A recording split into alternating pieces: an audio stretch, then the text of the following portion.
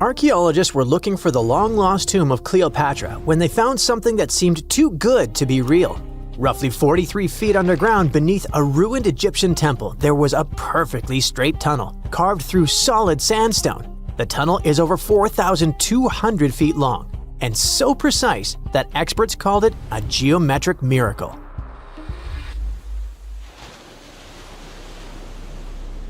The tunnel sits beneath an ancient city west of Alexandria, near Egypt's Mediterranean coast. The team that found it carefully peeled back layers of stone and debris until they hit this passage, about 6.5 feet tall, cut cleanly into bedrock. There were no collapse marks or wandering curves, just precision.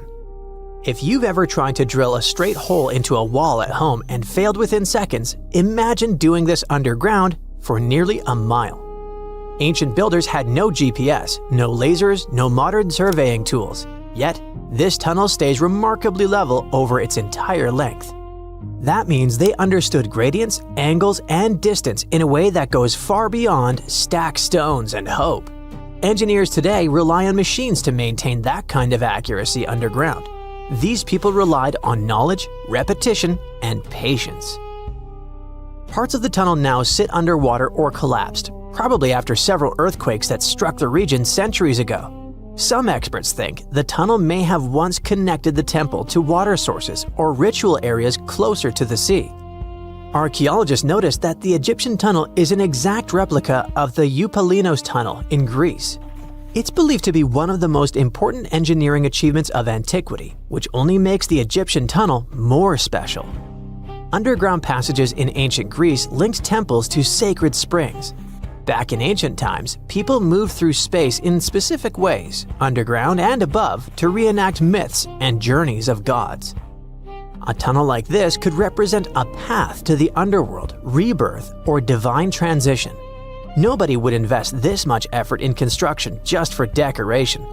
Plus, in earlier digs at the site, archaeologists pulled up all kinds of artifacts, including coins with the names and faces of Cleopatra VII and Alexander the Great.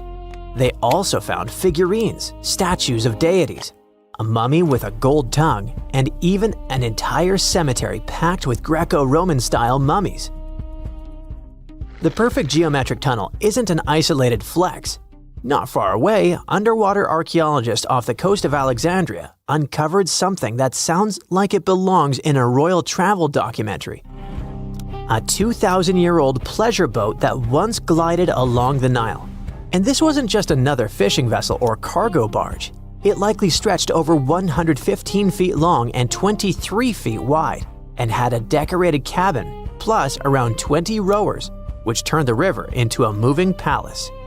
This isn't speculation pulled out of thin air. An ancient Greek geographer named Strabo wrote about these exact boats around the 1st century BCE. He described lavish vessels used by royalty during festivals and ceremonial outings in Alexandria. For years, historians treated that as a poetic exaggeration. Then, this wreck surfaced, and suddenly, Strabo sounded less like a storyteller and more like a witness. Even ancient art backs it up. The Palestrina mosaic from Italy shows richly decorated boats floating down the Nile. They match both the texts and the physical evidence almost perfectly. Inside the wreck, archaeologists found something small but incredibly human. Graffiti scratched into the wood in Greek. Just writing left behind by someone who stood on that deck 2,000 years ago. Researchers haven't fully decoded the text yet, but its existence alone matters. It tells us this wasn't just a floating symbol of power. People lived on it. It was sort of like a modern luxurious yacht, and the Nile was like a highway. All types of vessels with passengers were moving back and forth, visiting friends, carrying their goods for trade, doing business, and, of course, going on pleasure cruises. The location of the pleasure boat makes the story even better. The boat sat near the temple of Isis on Antikythera, an island that once hosted royal and religious buildings before earthquakes and rising seas erased it from the surface. That temple collapsed around 50 CE, and researchers believe the boat may have sunk during the same disaster. Another recent find that has to do with life on the Nile is the lower part of the massive worship complex about 10 miles southwest of Cairo. It connects directly to an upper temple dedicated to Ra, the Egyptian deity of the sun. The newly excavated part is a 4,500-year-old valley temple. The upper temple sits on higher ground, and archaeologists excavated it years ago. The valley temple is closer to the Nile, and it's connected to the upper part by a causeway. A German Egyptologist actually started excavating part of the temple back in 1901, but the groundwater sat much higher then, and he had to stop. Now, the groundwater level is lower, and a modern team has managed to excavate about half of the valley temple since 2024. Once they got in, archaeologists uncovered the remains of a columned entrance portico. Then they found blocks carved with a calendar of religious events, almost like an ancient public schedule. The text includes feasts for Sakara, a falcon-headed deity linked to Memphis, which was a major capital during the Old Kingdom, plus the festival of Min, a fertility deity, and even the procession of Ra. The calendar blocks all showed up around the entrance portico area, which most definitely means that the outside facade of the temple displayed this long feast calendar publicly. That's why archaeologists think this might be one of the earliest examples of a true public calendar ever found. A literal event list for an entire community, built into the architecture. On top of that, the team found dozens of decorated blocks covered in inscriptions that named a pharaoh who ruled around 2420 to 2389 BCE and had the temple built. This temple shows how people moved through ancient Egypt. Because the upper temple handled the main worship, but the valley temple made the whole place accessible. It acted like the landing area for boats coming in, either directly from the Nile or more likely from one of its side channels. So instead of hiking across desert terrain, visitors could arrive by water, step onto the temple's landing stage, enter through the valley temple, then head up the causeway ramp toward the upper temple on the hill. After about a century of use, researchers found that the valley temple had been repurposed into a residential area. And the best part is, what they found from that era: 2 wooden pieces used for playing Senet, an ancient board game. Senet shows up at other Egyptian sites too, including King Tutankhamun's tomb, but nobody fully agrees on the rules today. Some discoveries in Egypt create new mysteries instead of solving the old ones. Earlier in 2025, archaeologists announced the discovery of the first pharaoh's burial found in or near the Valley of Kings since King Tut's tomb in 1922. The newly found tomb of Thutmose II flooded almost immediately after burial. Ancient officials rushed in, removed the mummy and most of the grave goods, and hid them somewhere else. The weirdest part is that an alabaster ointment jar inside the tomb links the burial directly to Hatshepsut, Thutmose II's wife and half-sister. The inscription basically says she made this monument for him, which proves she arranged his burial. But it still doesn't explain why she placed him here and later chose the Valley of the Kings for herself. Now, archaeologists are studying a huge mound of rubble near the tomb, about 75 feet tall, and suspect it was built to hide something important. If a second tomb sits underneath, it could be complete and undisturbed. So, the deeper the archaeologists dig, the more ancient Egypt stops feeling like a gone civilization and starts feeling like a paused one. Looks like it didn't just survive time, it outsmarted it. And we're only just beginning to catch up. Hey, I bet you didn't know that trees used to grow in the middle of Egypt's barren, sun-roasted Sinai desert. It's true. If you can't picture it, I don't blame you. But archaeologists have recently stumbled upon a tree-lined boulevard. Yep, an actual green avenue, leading to a massive ancient fortress. No, this isn't some mirage or an overactive imagination, although I do have one. But it's turning our ideas of ancient Egyptian desert life upside down. Let's rewind a bit. The site in question is called Tombos, located in the northern part of the Sinai Peninsula. For a long time, it was known as a dusty archaeological footnote, the home of ruins from the Ptolemaic and Roman periods. You know, the era after Alexander the Great swaggered through Egypt and the Roman Empire called dibs. But recently, Egypt's Ministry of Tourism and Antiquities decided to give it a fresh dig. And what they found out turned to be more than just a forgotten outpost. We're talking about a full-on military fortress with defensive trenches, paved roads, lime kilns, barracks for soldiers, and even room for their families. A whole bunch of living quarters right in the middle of a desert doesn't feel very homey until you remember our star, the unexpected Green Avenue. This road was over 300 feet long and 36 feet wide, as long as an American football field, paved with limestone slabs and lined with more than 500 clay planting pits. These weren't for show. They held actual trees, creating a shaded tree-lined entrance straight to the fortress. Imagine walking through that, the sun blazing overhead, and suddenly, blessed shade. Ooh. Now, that's not just a grand entrance, that's an ancient red carpet, or maybe a green one. But this wasn't about curb appeal. The existence of hundreds of trees in a desert landscape over 2,000 years ago tells us something big. You see, the Ptolemaic Egyptians weren't simply good at building monuments. They were also masters of water management. In a place where rainfall is rarer than a selfie with a pharaoh, they somehow found a way to grow rows of trees. Now, let that sink in. To irrigate that many trees in a desert, they must have had a sophisticated irrigation or water transport system, something capable of moving and distributing water efficiently in this harsh climate. Maybe they channeled groundwater, or maybe they captured seasonal rain, or maybe ancient sprinkler systems. Okay, maybe not that fancy. But still, it's clear they were ahead of their time. Here's the thing, we already know the Egyptians mastered water control. They harnessed the Nile with ditches and canals to feed distant fields. So irrigation wasn't exactly a mystery to them.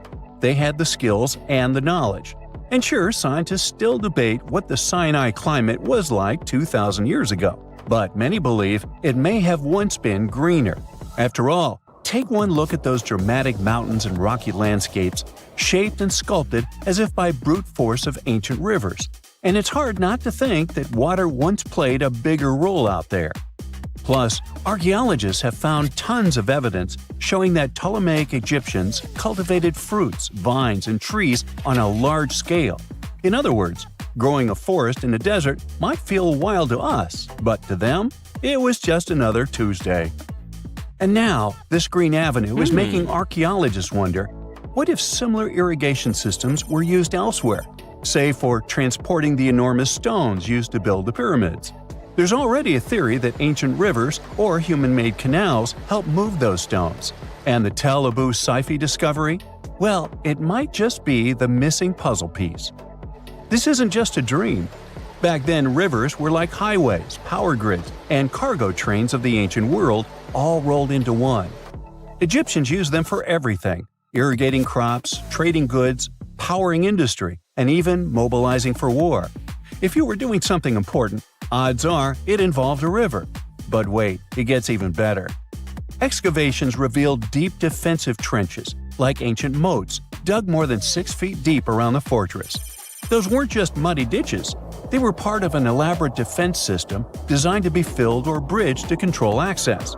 Think of it as ancient Egypt's version of a retractable security gate, minus the hydraulics. And while the trenches were keeping intruders out, life inside the fortress was bustling. Remember how we said archaeologists had found military housing units? It turns out soldiers might have lived there with their families. So this wasn't just a barracks, it was a thriving community, with meals, routines, kids playing, and probably a whole lot of ancient gossip flying around the dinner table. In addition to all the military stuff, researchers found 4 massive lime kilns used to produce quicklime, an essential ingredient for making construction mortar. These kilns are a big deal because they suggest that during the later Roman period, Tombos II turned into an industrial hub. It was like the Home Depot of ancient Egypt, churning out materials to build and repair buildings.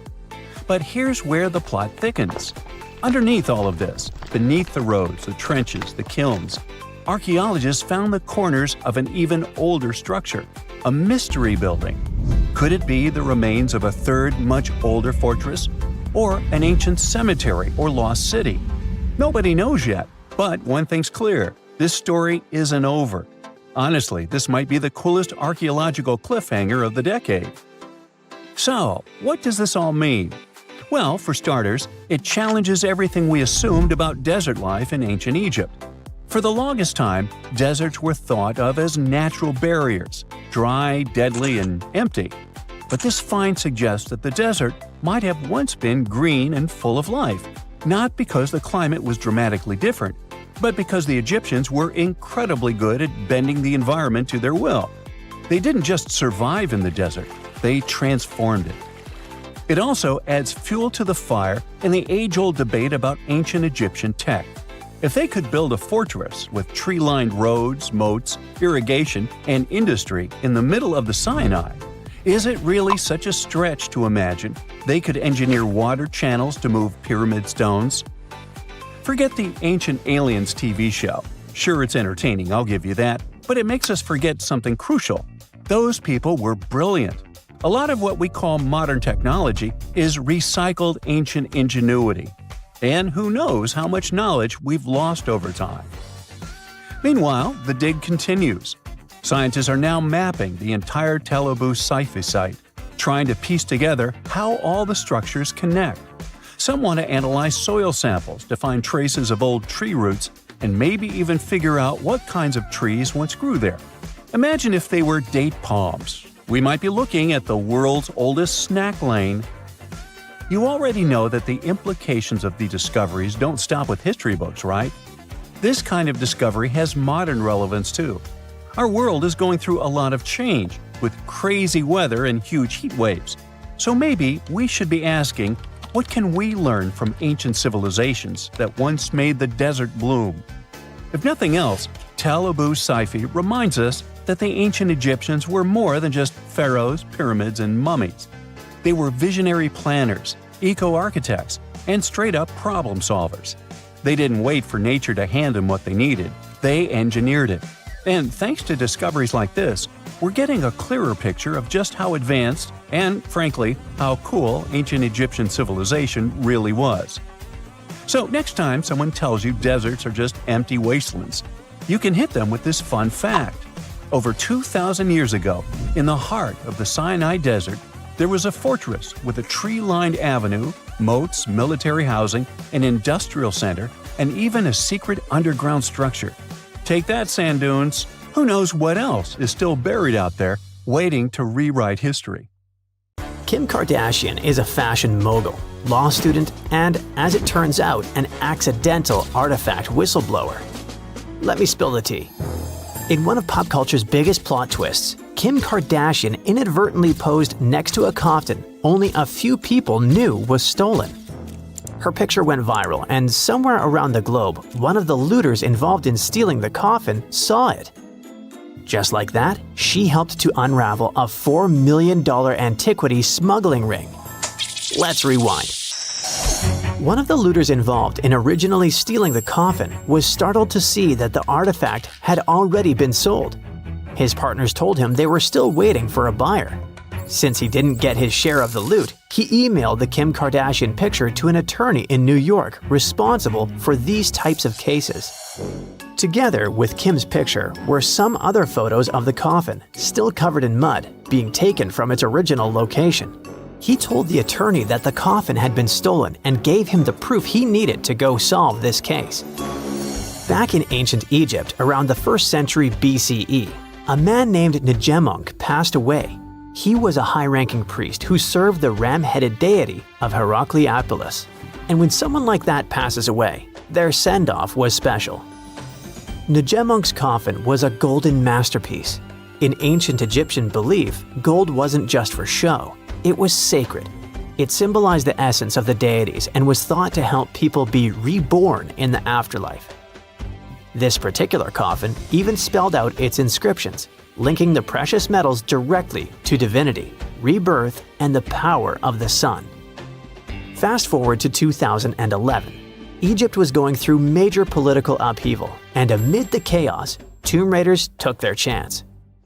In the Al-Minya region near Cairo, looters broke into Negemonk's site. They dug up his gleaming coffin and smuggled it out of the country. First, the coffin landed in the hands of a dealer in the United Arab Emirates who forged export documents, claiming it was a Greco-Roman artifact to disguise its true Egyptian origins. Then it traveled to Germany, where a gallery owner had it restored and, allegedly, faked a license saying it had been legally exported back in 1971.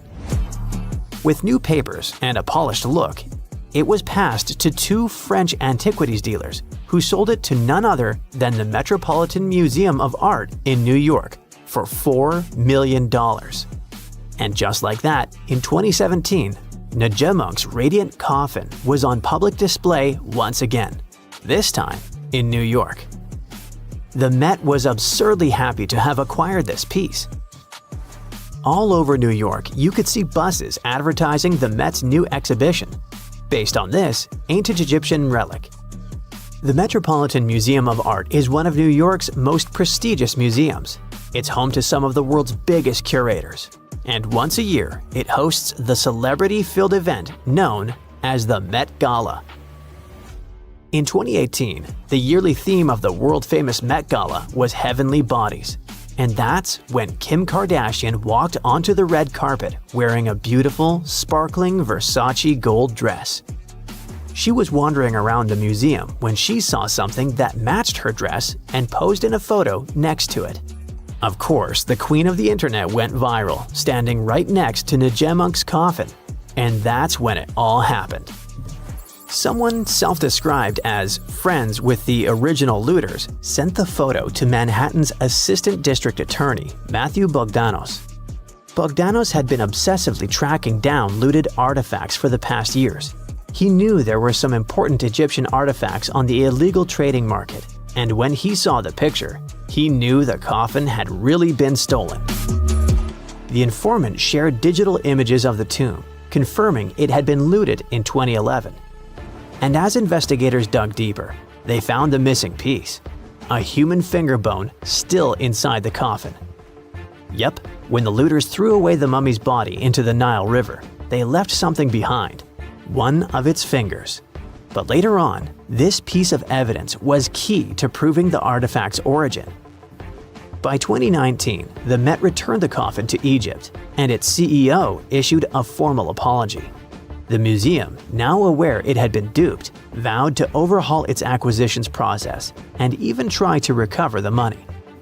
Meanwhile, one of the European men involved in the forging of the illegal documents of the coffin was arrested in Germany in 2020. He maintains the paperwork was legit, but hey, the evidence says otherwise. Just FYI, next time someone says Kim Kardashian is famous for nothing, remember, Kim Kardashian accidentally helped to solve one of the art world's biggest modern heists. Moving forward, this next story is also worth a few millions, but to some, it should never be sold. Chris Pepe was just 7 when he first glimpsed the sparkling relics, tiny gems in a glass case at his great-uncle's house. Back then, they were just part of the furniture, but as he grew older, he learned the truth. That these weren't just pretty stones. They were discovered beside what's believed to be the actual remains of the Buddha. It all began in 1898 when Chris's great-grandfather, William Claxton Pepe, a British landowner in colonial India, excavated a mysterious mound near the village of Piprawa. Inside a deep stone chamber, he found bone fragments, gold, and crystal reliquaries.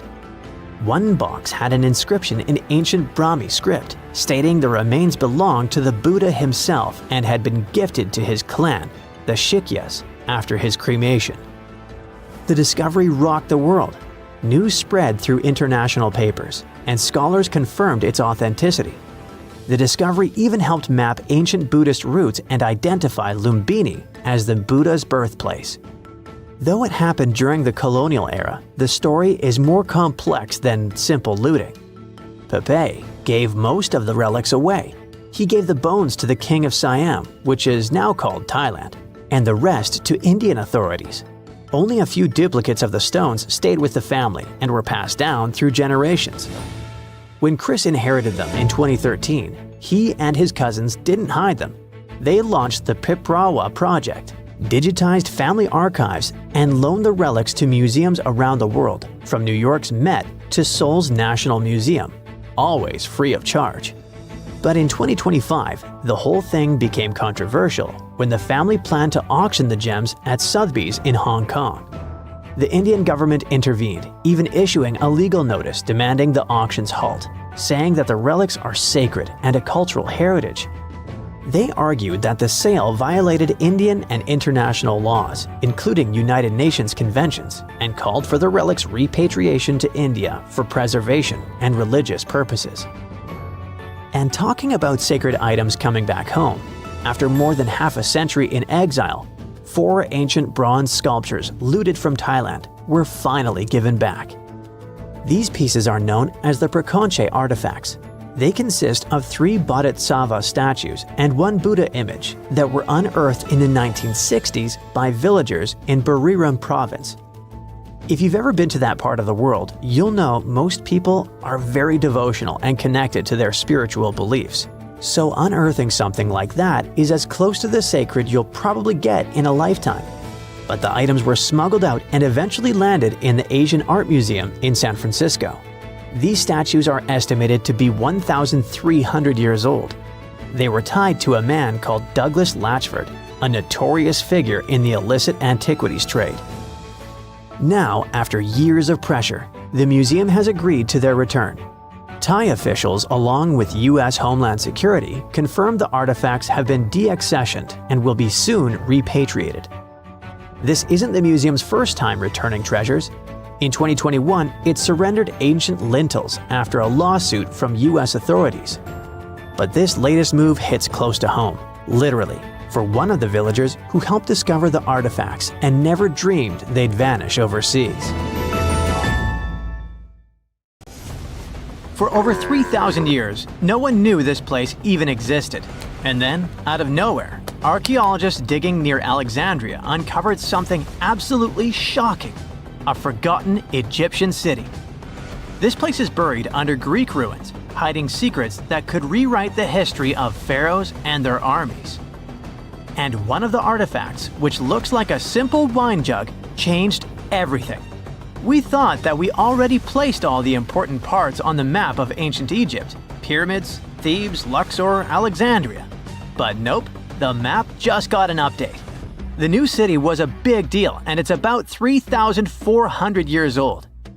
It's just been discovered at the site called Kom el Nugus. This place is located west of Alexandria and tucked between the Mediterranean and a saltwater lake called Lake Mariut. This discovery raised a few eyebrows. Scientists thought that this place used to be empty and that it was only settled by the Greeks in about 332 BCE.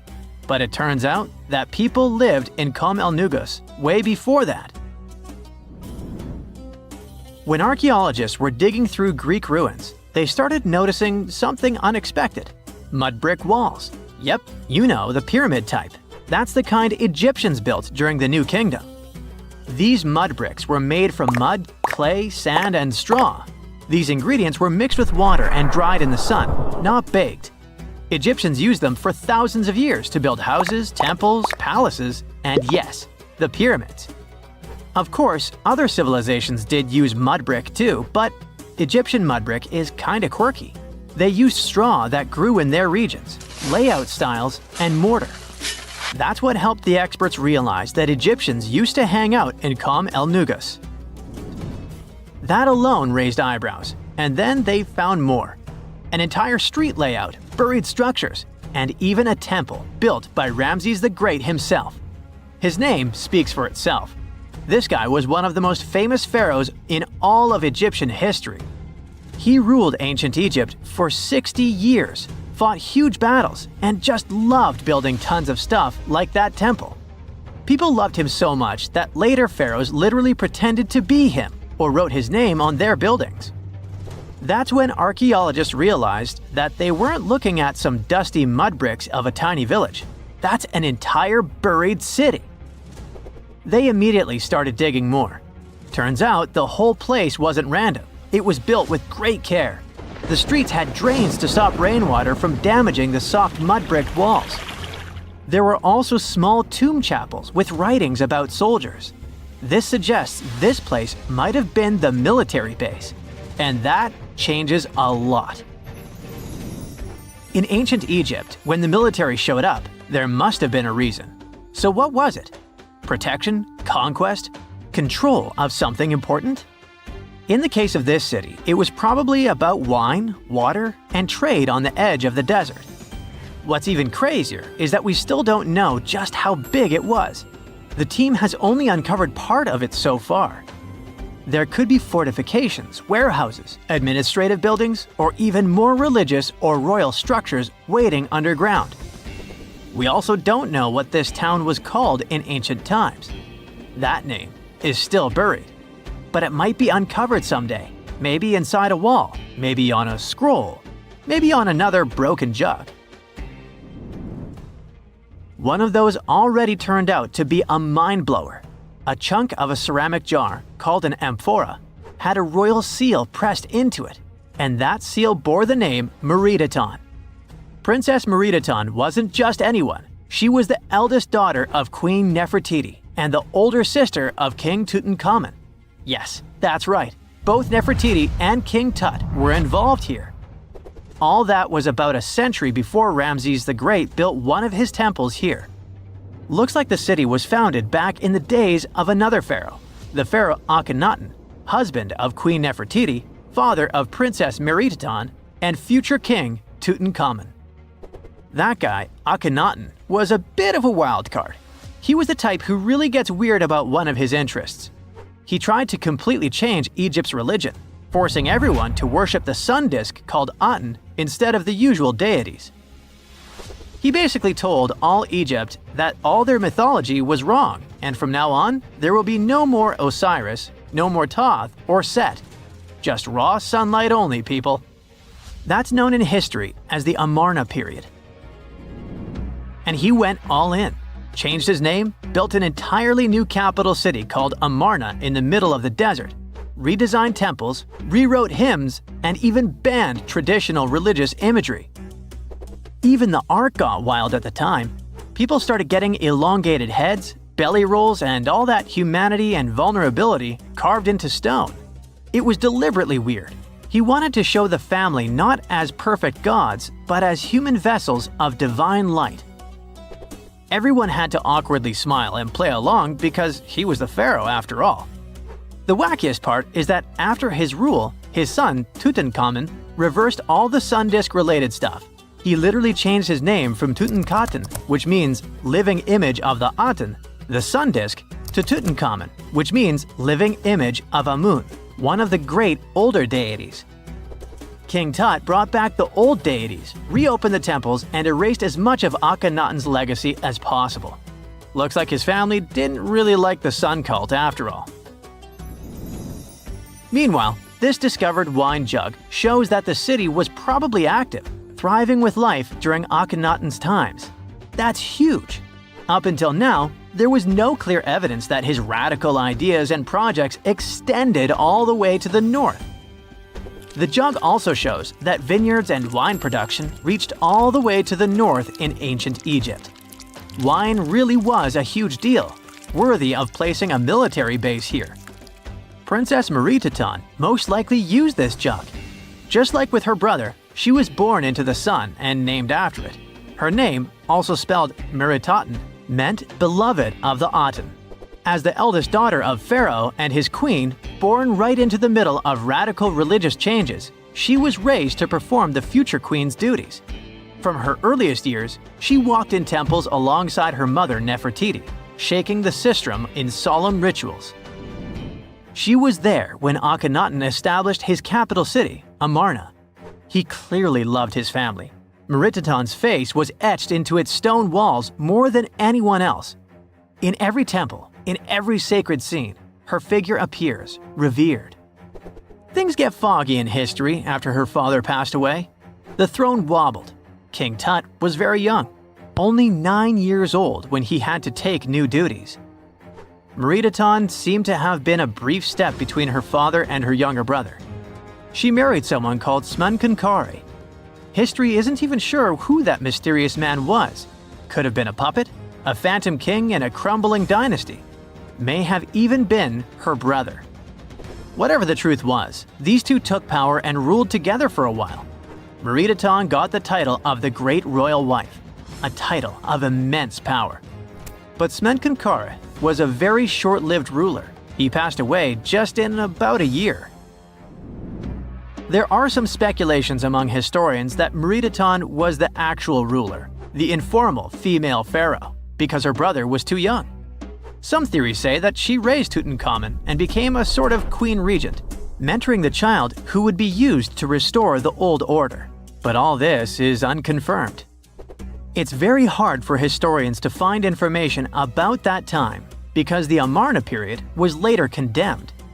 The successors wanted to wipe away Akhenaten's heresy and everything attached to it. This included Meredaten. So even if she ruled, even if she mothered Tut, they tried to bury her in the sands of history. In any case, perhaps this new uncovered city will tell us more about the mysteries of the Amarna period, one of the most chaotic periods of ancient Egypt. Wow! Scientists have found a lost city beneath Egypt's pyramids. And it's incredibly large, bigger than the biggest target you can imagine.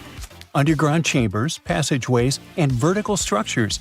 Scientists have no idea what purposes they serve.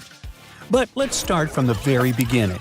Italian and Scottish scientists studying the Pyramid of Khafra discovered something that looked like secret tunnels under 3 pyramids. This find might change what we know about ancient Egypt. The expedition, called the Khafra Project, was led by Corrado Malunga from Pisa, Italy, and Filippo Biondi from the University of Strathclyde, Scotland. Their mission was to focus on exploring Khafra's pyramid, the second largest on the Giza Plateau. Scientists uncovered a massive structure beneath the Pyramid of Khafra. Could it be an ancient Egyptian underground city? The experts analyzed the data they had and came to the conclusion that 8 large vertical structures could be hiding beneath, possibly wells or shafts. They extend a staggering 6,500 feet across. Imagine placing 2.5 Burj Khalifas on the ground, one after another, and you get the sheer size of this find. These shafts also plunge nearly 2,000 feet underground. Some of the deepest underground stations in the world are located at a mere 380 feet underground or so. These cylindrical shafts are surrounded by spiral paths. Picture some old Gothic castle. They're connected to 2 giant, weirdly shaped chambers. Are those cubes? Or possibly bowls? Each of these chambers is likely more than 260 feet across. Now, even though we know about the structures now, no one has figured out their original purpose yet. Want to hear something even more shocking? Okay then. The team is almost sure that similar access points can be found under all 3 pyramids. In other words, all of them might be linked by a hidden system of underground tunnels, chambers, and passages. Even deeper, about 4,000 feet under the surface, there might be more unknown structures. And doesn't it add to the mystery? But the coolest news is that, according to some team members, these hidden structures near Giza pyramids could align with the legendary Halls of Amenti. In ancient Egyptian mythology, it's a place where people are believed to arrive when they're close to the end of their days. There, they are said to take a 3-day-long trial, facing their biggest fears. Now, how did scientists even discover these hidden spaces?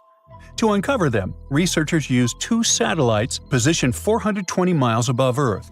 They sent radar signals to the Giza Plateau, and these signals generated detailed images, which were later compiled into a 3D model of the underground layout, including the newly detected shafts. Then, using synthetic aperture radar or SAR technology, which is a type of radar that can penetrate through stone, the team also spotted 5 small room-like structures hidden deep within the pyramid. One of these chambers contained a sarcophagus, which was once thought to be the tomb of Pharaoh Khafra. But now, scientists believe this was a mistake. The true burial site is likely to be elsewhere. In any case, these 5 hidden rooms were completely unknown before the scans. They seem to be arranged in the center of the pyramid and are linked to underground pathways leading somewhere below the structure. There's an opinion that these tunnels could lead to more hidden chambers and wells. Some of them might be around 4,500 years old. Wow! What if they help us solve ancient civilization mysteries? Preliminary data suggests that all this underground space can be much more than a few empty chambers. There might be many more hidden structures near the Giza pyramids. How come? Well, the thing is, the structure appears to include hollowed-out sections with spiral pathways leading even deeper underground. Refining the images hinting at this could reveal an extensive subterranean network. It might be a whole city hidden under the surface.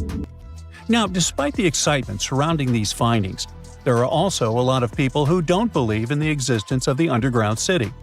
They're skeptical about the archaeological discovery in Egypt due to the lack of peer-reviewed verification. That's why several archaeologists and radar experts have challenged the validity of the claims. They've explained that the technology used to make the discovery may not be advanced enough to produce such detailed underground imagery.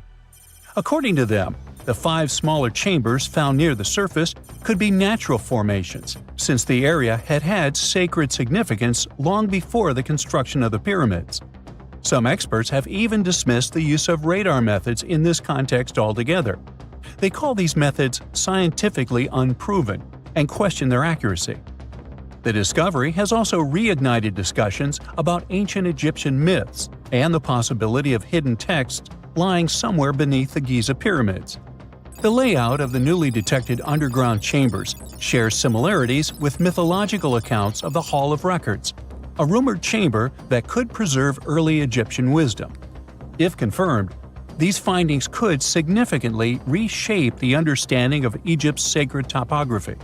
Plus, this lost city beneath Egypt's pyramid could become physical evidence of previously unknown underground structures.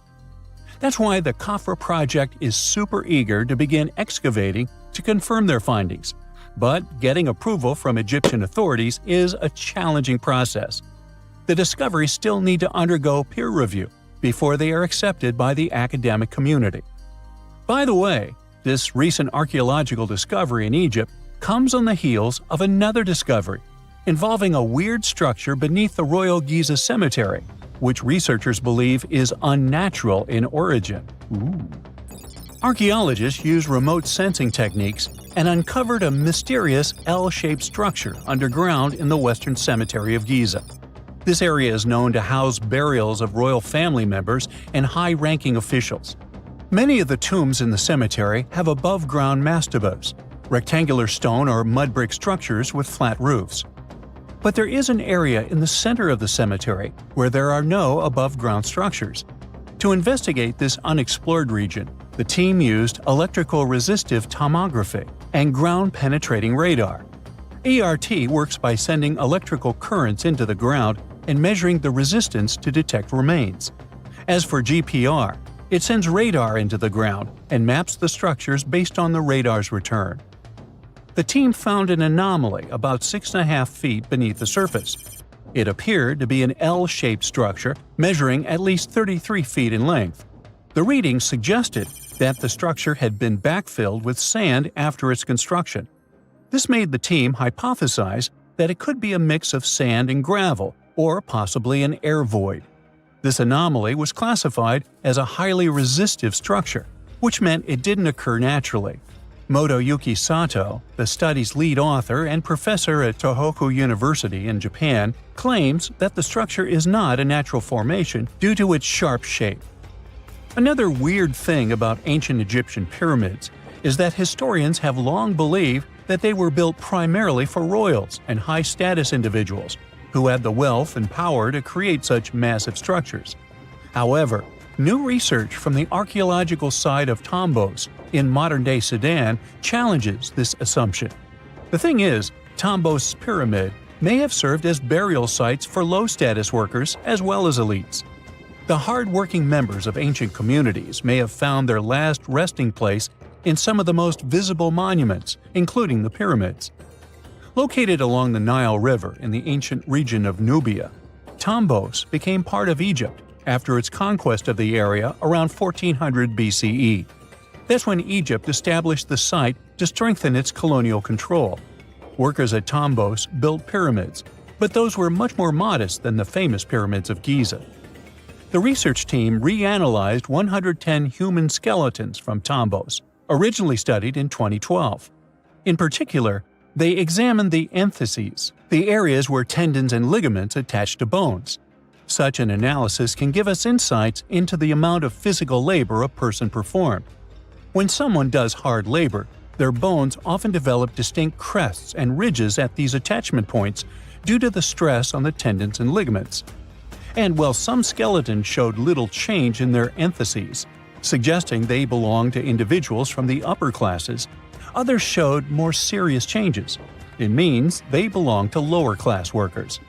This finding can totally challenge our earlier understanding of pyramid burials, especially the idea that only elites were buried in the pyramids, because the pyramids themselves were designed for the elite. This recent research may prove that lower-class workers may have found their final resting place in these monumental structures too. Beneath the sands of Luxor, scientists found something that was perhaps never meant to be found. Over 1,000 decorated stone blocks that belonged to the ruined temple of a woman pharaoh. It got us thinking, why was this temple so brutally destroyed, and who was this woman? Her name is Hatshepsut, and she is now considered one of Egypt's greatest pharaohs, but for a long time, history almost forgot her. She ruled during the 18th dynasty, from around 1479 to 1458 BCE. She's remembered for her ambitious building projects, successful military campaigns, and flourishing trade expeditions. It turns out she was one out of 4 women to take the title of pharaoh in Egyptian history. The next woman would have to wait for 1,500 years to reign, and that woman we know as Cleopatra. The story of how Hatshepsut got to be a pharaoh is the most colorful part of this tale. As far as most dynastic rules go, it's usually men that are first in line for royal thrones. In Egypt, that was the same. That's why, when Pharaoh Thutmose I had a daughter as his firstborn, that was a big no-no as far as his succession line went. A few years later, Pharaoh Thutmose I passes away.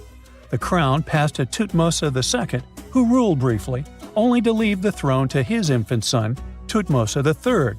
In this scenario, Hatshepsut was this pharaoh's stepmother. So what happened was that Hatshepsut served as advisor to her stepson, since he was too young to rule on his own.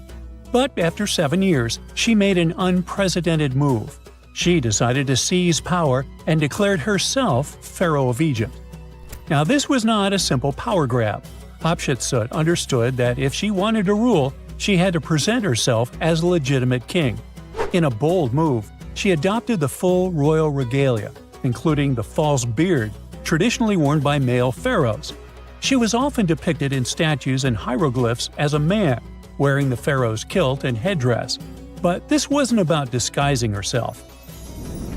Experts believe she never tried to hide her identity.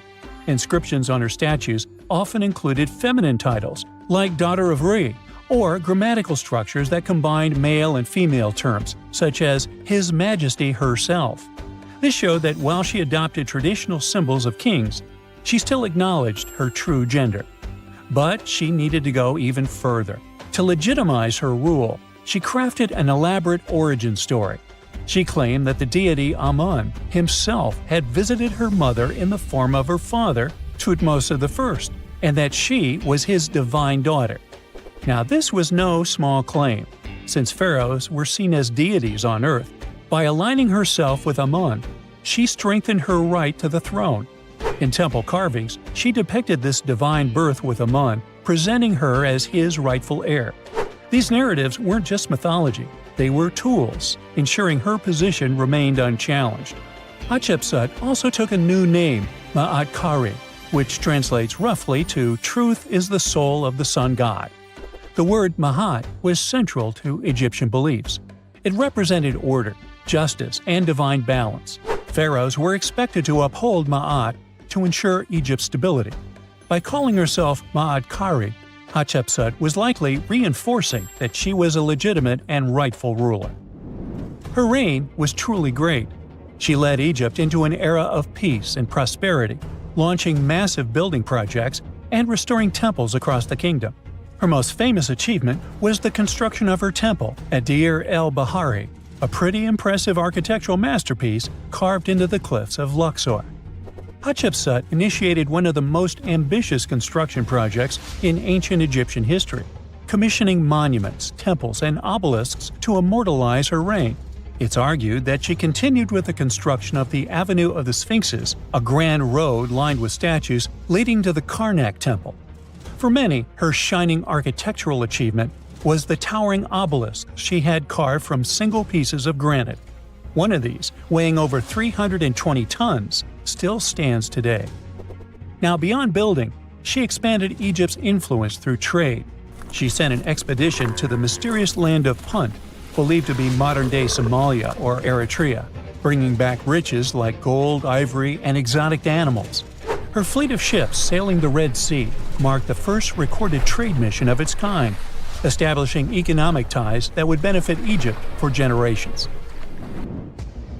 Yet, for all of her success, something strange happened after Hatshepsut passed away. Her successor, aka her stepson Thutmose III, who had been overshadowed by her rule, took a drastic step. He ordered her name to be erased from history. Her statues were defaced, her inscriptions chiseled away, and her achievements credited to other rulers. It was as if she had never existed. Some believe Thutmose III wanted to reclaim his rightful place as pharaoh, while others suggest that later rulers, uncomfortable with the idea of a female pharaoh, sought to restore traditional male dominance. The story gets even more tragic. The power struggle between stepmother and stepson continues, since, even after her passing away, Thutmose III built his own temple right next to Hatshepsut's at the Valley of the Kings. But he built his temple with one deliberate modification. His monument was built 11 feet higher than hers. Mind you that this was no accident, it was a symbolic statement. He wanted to overshadow her legacy. But history had other plans. Hatshepsut's legacy started to be rediscovered in the 19th century, and it was only through careful archaeological investigation that her reign was properly recognized. Today, Hatshepsut is remembered as one of Egypt's greatest pharaohs. Her reign, once erased, has been reconstructed through constant archaeological discoveries, proving that her power and influence could not be so easily forgotten. Her resting place had been hidden in plain sight, her body removed from its original chamber in an effort to erase her from history. This final piece of evidence cemented her legacy, proving that even attempts to erase a pharaoh could not really do it. Hatshepsut's grand temple, Djeser-Djeseru, was a stunning architectural feat, designed to immortalize her reign and solidify her divine connection to Amun. But after her death, her successor, Thutmose III, launched that calculated effort to erase her legacy, and parts of her temple were dismantled. Historians still debate why. Was it a dynastic power move, an attempt to restore traditional male rule, or a bid to strengthen Thutmose III's claim to the throne? Maybe he was just a jerk. Whatever the reason, the destruction wasn't immediate. It happened decades after her death, suggesting it might not have been a personal revenge but a broader political strategy. Yet, despite these efforts, her temple endures, and so does her story, a defiant echo of Egypt's first great female pharaoh. Let's travel through space and time to another place. Dashur, Egypt, is known to be home to several resting places of people from ancient Egypt. In the year 2017, scientists uncovered a long-lost pyramid. They quickly called the Ministry of Tourism and Antiquities because they suspected it was going to be a big deal. Unlike most pyramids that were found in the area, this one was completely sealed. Lifting the capstone was a delicate process. When they finally managed to open the pyramid, they expected to find an undisturbed chamber. Instead, it was chaos. The place had been looted, and the personal items of the person that had passed away were scattered all over. But in the middle of the wreckage, they found a chest. Using the latest scanning technology, they managed to read the damaged hieroglyphs on its surface. What they found was unbelievable. The name inscribed there was as clear as day: Princess Hatshepsut. Ooh. The discovery made in 2017 also opened up a lot of questions. After further analysis, scientists discovered the remains belonged to another Hatshepsut. It belonged to a princess that lived during Egypt's 13th dynasty. The fact that her resting place had been looted before it was sealed made scientists wonder, were these ancient people trying to hide something about this public figure? And why is there almost no record about her in ancient Egyptian history? Ooh, stay tuned. You're digging in Egypt's famous Sakara necropolis, also known as the ultimate VIP graveyard for pharaohs, when suddenly you find a giant pink door hiding something no one knew existed. Behind this giant stone door, one that wasn't supposed to open, by the way, you find a lost tomb of Egyptian royalty. Alright, history lovers, it's time to buckle up because archaeologists just pulled off something straight out of an Indiana Jones movie. Let's travel all the way to Sakara, one of Egypt's most mysterious and treasure-packed ancient sites. The star of the show? The prince you've probably never heard of, Prince Userefre, son of King Userkaf. No one important, just, the founder of Egypt's 5th dynasty. No big deal. But the way his tomb was discovered… It all started with a massive door, made of pink granite, no less. But this isn't just a regular stone slab. This thing is about 14 to 15 feet tall and 4 feet wide. A giraffe could easily walk through it. This door is also definitely heavier than your neighbor's SUV. But here's the twist. It wasn't a real door. It was a false door, a symbolic gateway meant to allow the spirit of the deceased to pass between the world of the living and the afterlife. Normally, that's where the story ends. After all, false doors are common in tombs. But this one was extra special. You see, false doors were usually made out of limestone, which was pretty common and found everywhere in Egypt. To build one out of red or pink granite, people had to bring these rocks from a quarry located 400 miles away. And you can bet this wasn't a cheap trip. According to Egyptologists, this is the first time a false door of this size and material has ever been found in Egypt, making it a totally unique piece of architecture. Aside from being super expensive, this one had a surprise behind it too. When the team of researchers investigated further, they realized that this false door actually hid a real entrance. And what did it lead to? A hidden tomb, packed with statues, relics, and secrets from over 4,000 years ago. The tomb belongs to Prince Userefre, but you can call him Wasar Efra, or Wasar Efra too. Despite being totally erased from history, this fella was no minor noble. The hieroglyphs on the pink granite door listed him as the hereditary prince, governor of Buto and Nekeb, royal scribe, minister, judge, and priest of chance. Phew! He was like the ancient Egyptian version of Daenerys Targaryen. These inscriptions not only identify his political and religious roles, but also suggest he held significant power in Lower and Upper Egypt, bridging both regions through his titles. One title in particular, the priest of Sakara, links him to the deity of the necropolis, the one with the falcon head. This god was the patron of the living and god of the dead at the same time. So I guess the Forgotten Prince was sort of a big deal, considering that his tomb was placed in such a prestigious location within Sakara. What's even more mysterious is that Prince Userefre doesn't appear in official king lists or royal family trees, which makes us wonder if he passed away before he could rule, or if his legacy was deliberately erased in one of ancient Egypt's classic political dramas.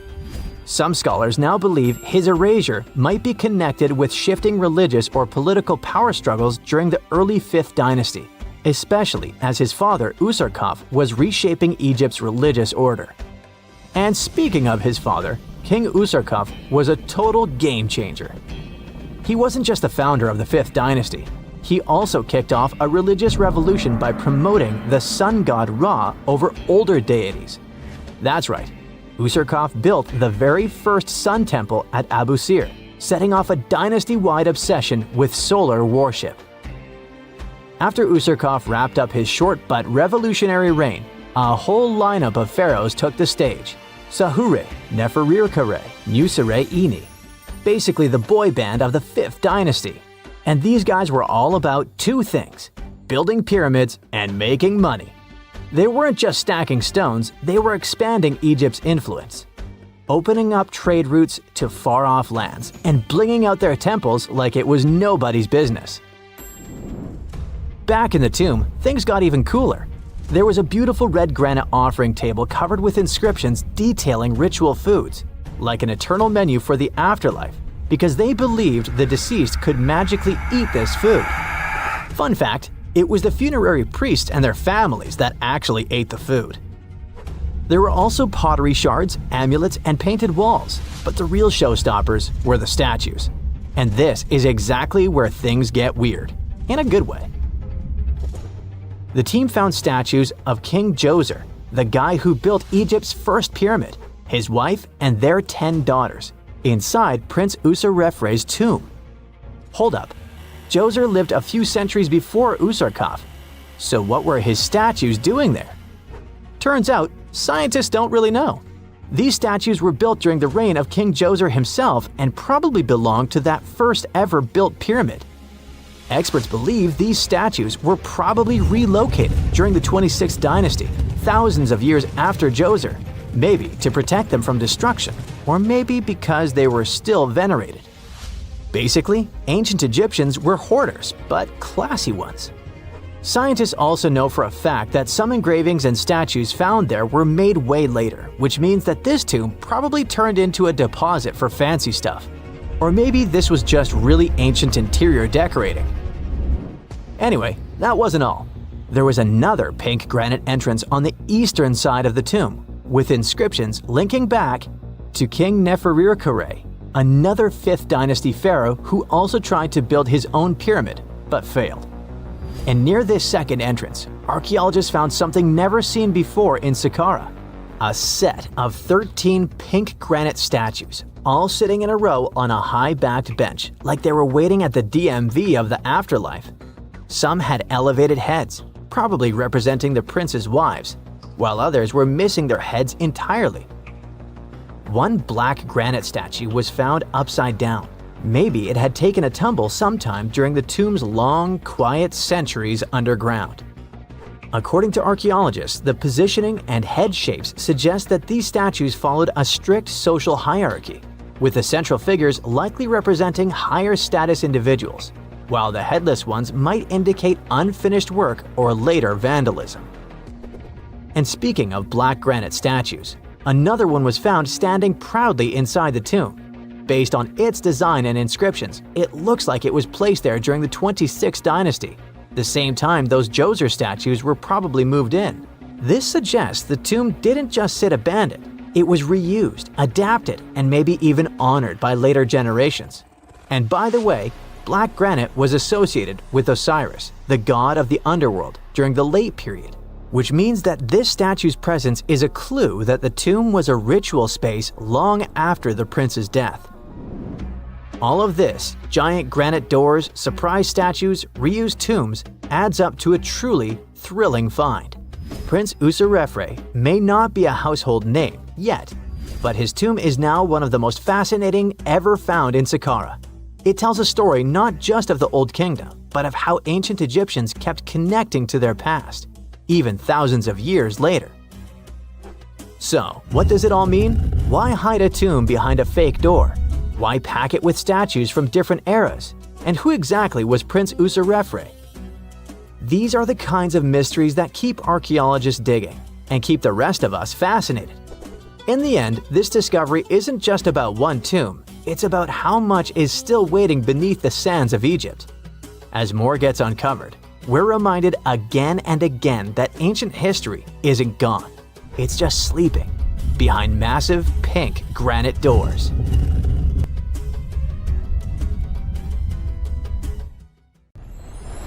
Miles and miles of yellow sand, treeless mountain ridges, and scorching hot sun over your head.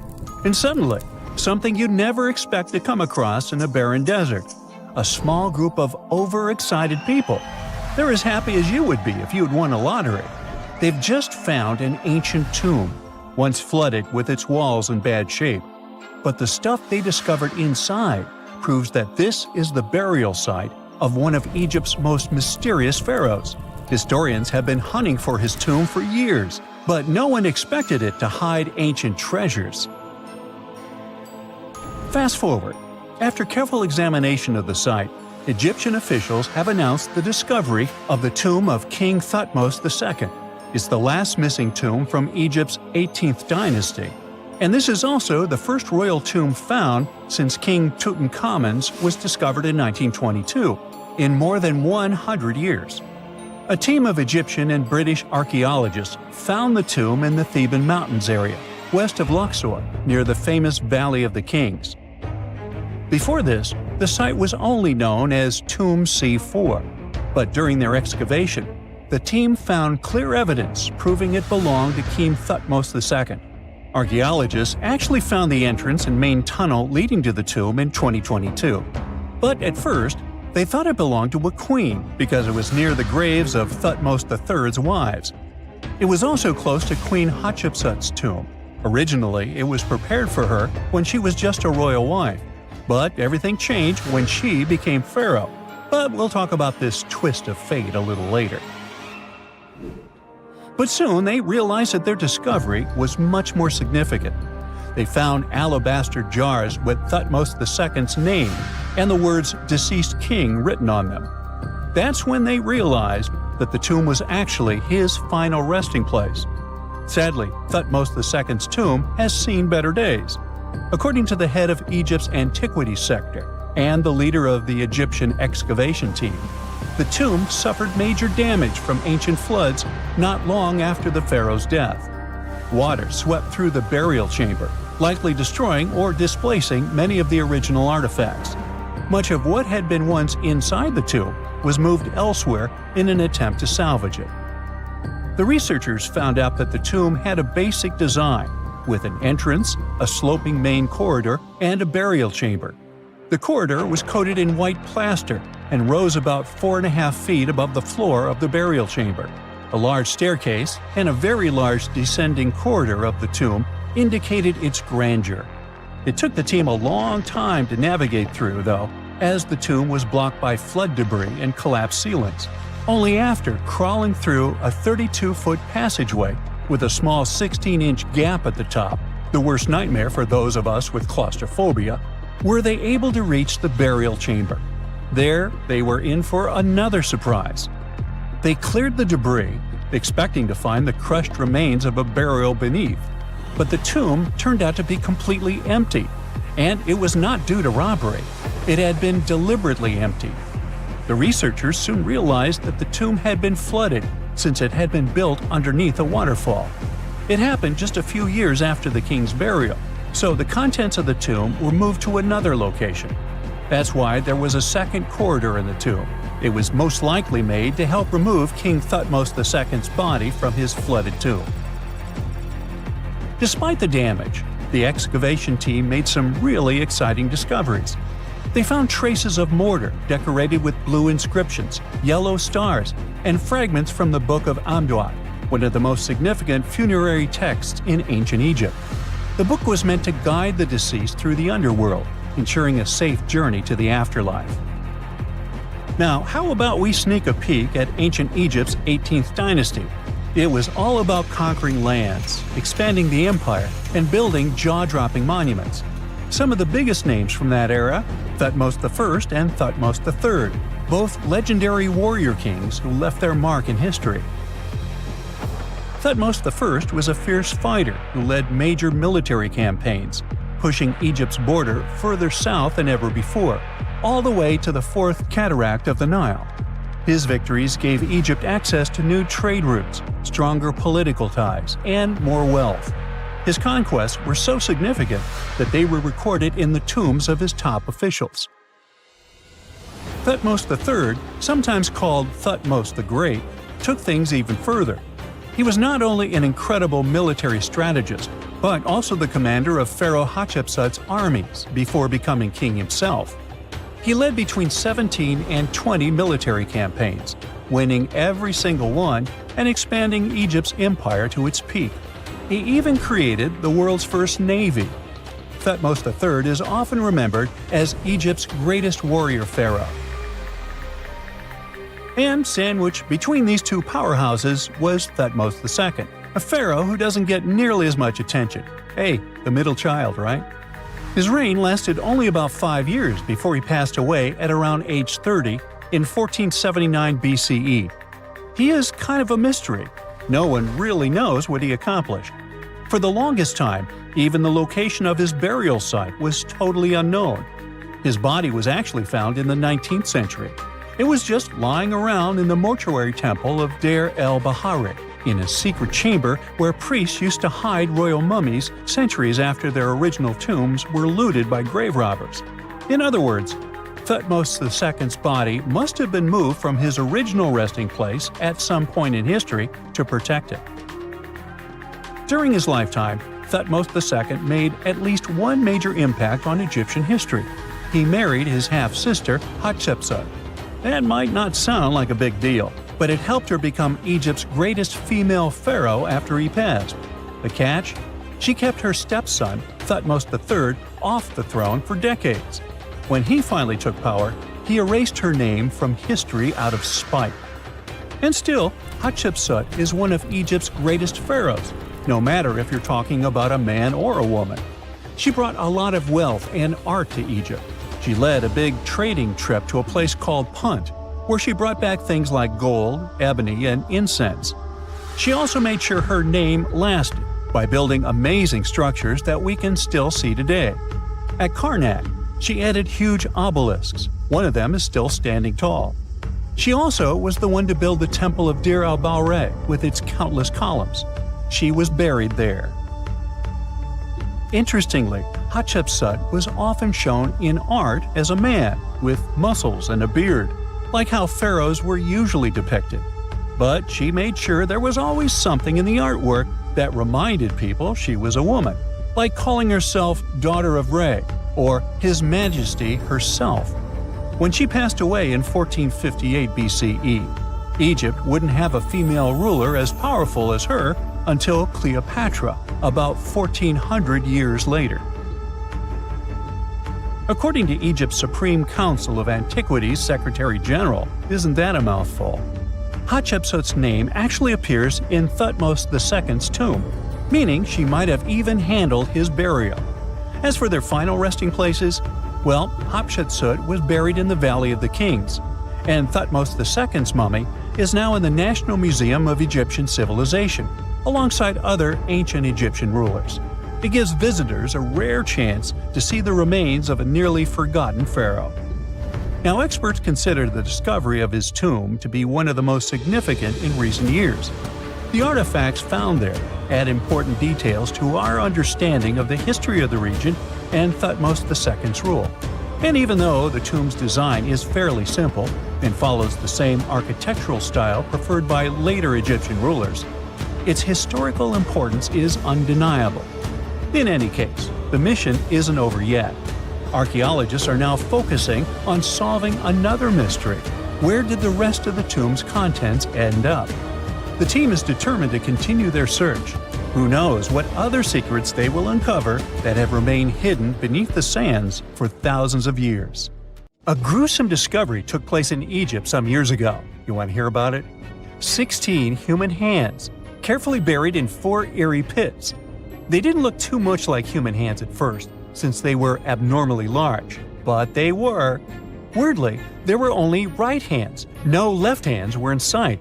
It turned out that it points to the practice of an ancient dark ritual. Old Egyptian art and tales talked of a ceremony where warriors would present the right hand of their adversaries as proof of victory and ask for gold in return. Egyptians believed in the afterlife, so cutting off someone's hand meant you cut off their power eternally. Guaranteeing this type of defeat was interesting to the winning party. Here, the fight was between Egyptians versus Hyksos, who lived in what was once known as Canaan. Egypt has always been the center of some history-changing findings, and some time ago, this papyrus was found. If we stretched it open, it would be just a tad bigger than the height of a skyscraper. The world's tiniest skyscraper, which is located in Wichita Falls, Texas. When humans didn't write on their notes app, they wrote on this thing, made from the medulla of a papyrus plant. Around 2,000 years ago, ancient Egyptians wrote something reminiscent of a book where they describe most of their funerary traditions and their visions of the afterlife. It's considered one of the most important texts from ancient Egypt and is still sold in bookstores to this day. This ancient manuscript was unearthed from a chamber located just south of the Pyramid of Djoser, located in Sakara. Oh yes, Djoser is the oldest pyramid in Egypt and not the Giza pyramids like most people think. So recently, the site of Sakara buzzed with excited archaeologists who probably found one of Egypt's oldest complete mummies. They believe that this beautiful and well-preserved mummy was that of a wealthy man. He was discovered in a deep shaft, covered in layers of gold leaves. There are many symbols that show he was an important and wealthy man, like the band he wore on his head, the bracelet on his chest, and the fact that he was embalmed with a tunic, which was reserved for Egypt's finest. The most exciting part of the entire discovery was finding the resting place sealed with mortar, just as the ancient Egyptians had left it 4,300 years ago. Now this may sound weird, but back in 2008, archaeologists discovered a missing pyramid. Now it went missing because it deteriorated over the span of 4,000 years. Today, you can only see its base. It was a pretty important site back in ancient times. It is said that around the area of the pyramid, the ancients hosted a special type of ceremony where high priests would carry mummified remains of sacred bulls. Now here's a fun fact. Ancient Egyptians believed that Apis bulls were earthly incarnations of the city deity of Memphis and was connected to rites of fertility. It wasn't just any Apis bull though. They needed to be all black with a single white mark between its horns and a bunch of very specific characteristics. They were selected by the local priests and honored until they passed away. After that, they were mummified and buried in underground galleries. Meanwhile, this missing pyramid sort of disappeared around the 1800s. It was a German archaeologist who first found it in the village of Sakara.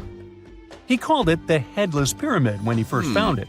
But then, years after the official discovery, the desert sand came along and covered the whole thing. There were some excavations between the 19th and 20th centuries, but they weren't too systematic.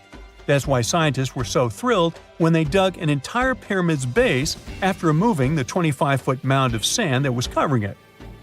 Oh, and it turns out American archaeologists are excavating a cemetery in Egypt that could contain over 1 million mummified bodies. So far, archaeologists have dug around 1,700 mummies. One of the main differences from other classic Egyptian mummies is that these people weren't kings and pharaohs. They were commoners that most likely lived about 1,500 years ago, when Egypt was controlled by the Roman and Byzantine empires. The name of the cemetery is cool though, the Way of the Water Buffalo, just in case you want to check it out on your next trip. Other than bulls and buffaloes, ancient Egyptians also liked baboons. Are you seeing a pattern here? In the beginning of the 20th century, archaeologists discovered a site filled with mummified baboons in a place called, guess what? The Valley of Monkeys. An animal wouldn't have been mummified if it wasn't considered important. Certain animals were more important than others, since they were linked to specific deities. Jackals were connected to Anubis, the ancient god of the afterlife, and cats were likened to the female deity Bastet. Baboons were a pretty big deal, since they were believed to be connected to Thoth, the deity of wisdom and advisor to Ra, one of Egypt's supreme deities. The archaeologists who studied these animals weren't too happy. They think these baboons were kept inside and were deprived of sunlight for most of their lives. They had extreme vitamin D deficiencies and they were poorly fed. Maybe Thoth got angry with these baboon keepers. Just a guess. Since there's never a boring day for archaeologists in Egypt, they also found human mummies with golden tongues. Since Egyptians were all about the afterlife, they believed that golden tongues might help a person speak once they pass to the other side. I mean, it's a long shot, but hey, why not? Some of these mummies were placed in wooden coffins with goods, such as necklaces, pottery, golden artifacts in the shape of lotus flowers, and scarab beetles, and iPhones. Just kidding. A new temple was also unearthed recently in Egypt. Scientists believe it was dedicated to honor Zeus Cassios. That deity would be a cross between Zeus, the almighty Greek deity of the sky, and Mount Cassios. While digging around the Sinai Peninsula in Egypt, archaeologists spotted 2 pink granite columns poking out of the ground, and bingo. They believe these columns represented the temple's front gate and collapsed during an earthquake many years ago. And speaking of deities, there weren't only super serious deities. Recently, scientists unearthed a golden ring in a city south of Cairo. No, Frodo, it's not magical. It was a normal gold ring, but it had the depiction of the deity of fun, officially named Bes. This deity is often described in sacred texts as a happy chubby dwarf. Today, many tattoos we get are sorta deprived of any sense and are made of aesthetic purposes only. In ancient Egypt, though, women would get tattoos as a token of protection for childbirth. That's what scientists think, at least. Around the Nile region, scientists found some mummies that had well-preserved tattoos, which is a rarity since the skin deteriorates so easily.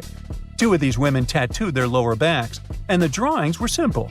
They were mostly pictures, including that same chubby dwarf we just talked about, Bes. He also had a side hustle as the protector of women during childbirth.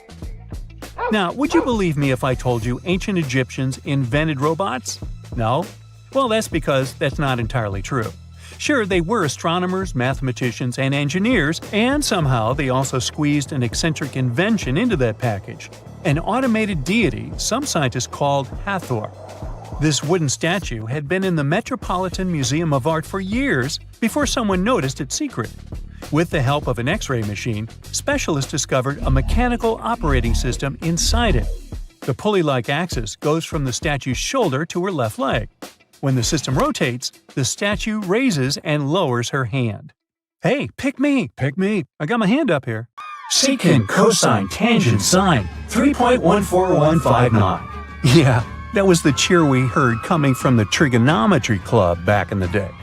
For the rest of us in math class, terms such as sine, tangent, and pi were just bewildering. Who invented these and why? Was their only purpose to make it harder for students? Well, not quite. Trigonometry was invented by the ancient Egyptians. They needed this knowledge to construct pyramids, and they did a pretty good job too. The Great Pyramid in Giza still stands today, some 4,500 years after it was built. No recalls either. So let's get out of that classroom and on a journey through time to reveal the secrets behind the ancient Egyptians' precision. Here you are, standing on the Great Pyramid's construction site, some 9 miles from Cairo. Well, the city still isn't there, as you're surrounded only by the desert and teams of construction workers. They're transporting large stone blocks weighing 2.5 tons each. They're inside a wooden sled that sits on large rollers. A crew of 8 men rolls these blocks along the ground. You immediately think of the rollers on a supermarket cash register. The principle is exactly the same, but the scale is greater, much greater. Scientists estimate that the Egyptians used 2.3 million such blocks in the Great Pyramid alone. And the block in front of you is one of the lighter ones. The heaviest of them weighed up to 15 tons. But where did all these blocks come from? Most of them originated from quarries around Giza. It's not that impressive, you think? But wait until you hear how ancient engineers transported the granite used in construction over 500 miles to the pyramid. There were no railways or highways back then, but the mighty Nile was always there. Researchers even believe that the Egyptians dug a canal to connect the Nile directly to the pyramid's construction site. All they had to do then was to wait for the flood season to begin, and voila! The rising water levels floated the heavy stone blocks for them.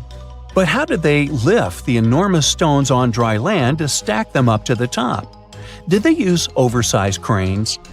Well, ancient Egyptians worked around this problem, literally speaking. One of the workers is now pointing to the giant ramp going around the pyramid they're building. This is how a mountain road zigzags its way to the top. If the ramp went directly to the top of the pyramid, then workers couldn't pull the stone blocks along it. It would be too steep. Scientists have calculated that 8% could be the maximum incline. So ancient Egyptians just extended the ramp around the pyramid. Again, these are all theories, as the ramp could have been inside the pyramid, as some researchers suggest. The exact building method is still a mystery, guarded by the Sphinx. That's its real name, right? Wrong. As the Great Sphinx is just the statue's alias. You know, the name writers take when they want to hide their true identity, or a singer's stage name. The Sphinx's real name, translated from Egyptian, means Horus in the horizon. That was the name for the Egyptian deity of the sky. The trail of mystery doesn't end there. As a man walks past you with a bucket of paint, he's going to add a touch of color to the Great Sphinx. Researchers found specks of this red color next to its ear. That was some strong paint, as it survived for thousands of years. You are now standing straight in front of the Sphinx. You look up. It's very tall, right? 66 feet to be precise. Now resist the urge to take a selfie. You can do it. Now you notice something else. It looks like the Sphinx is in the center of a giant triangle in the back. That's one side of the Great Pyramid. And no, your eyes are not playing tricks on you. The Sphinx really does sit in the center of the pyramid's lateral face. Here's where math comes in handy. A pyramid has 4 sides, called lateral faces. There's also a 5th face, the base, but that's not visible.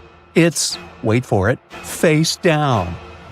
The Sphinx has one last mystery to reveal: its age.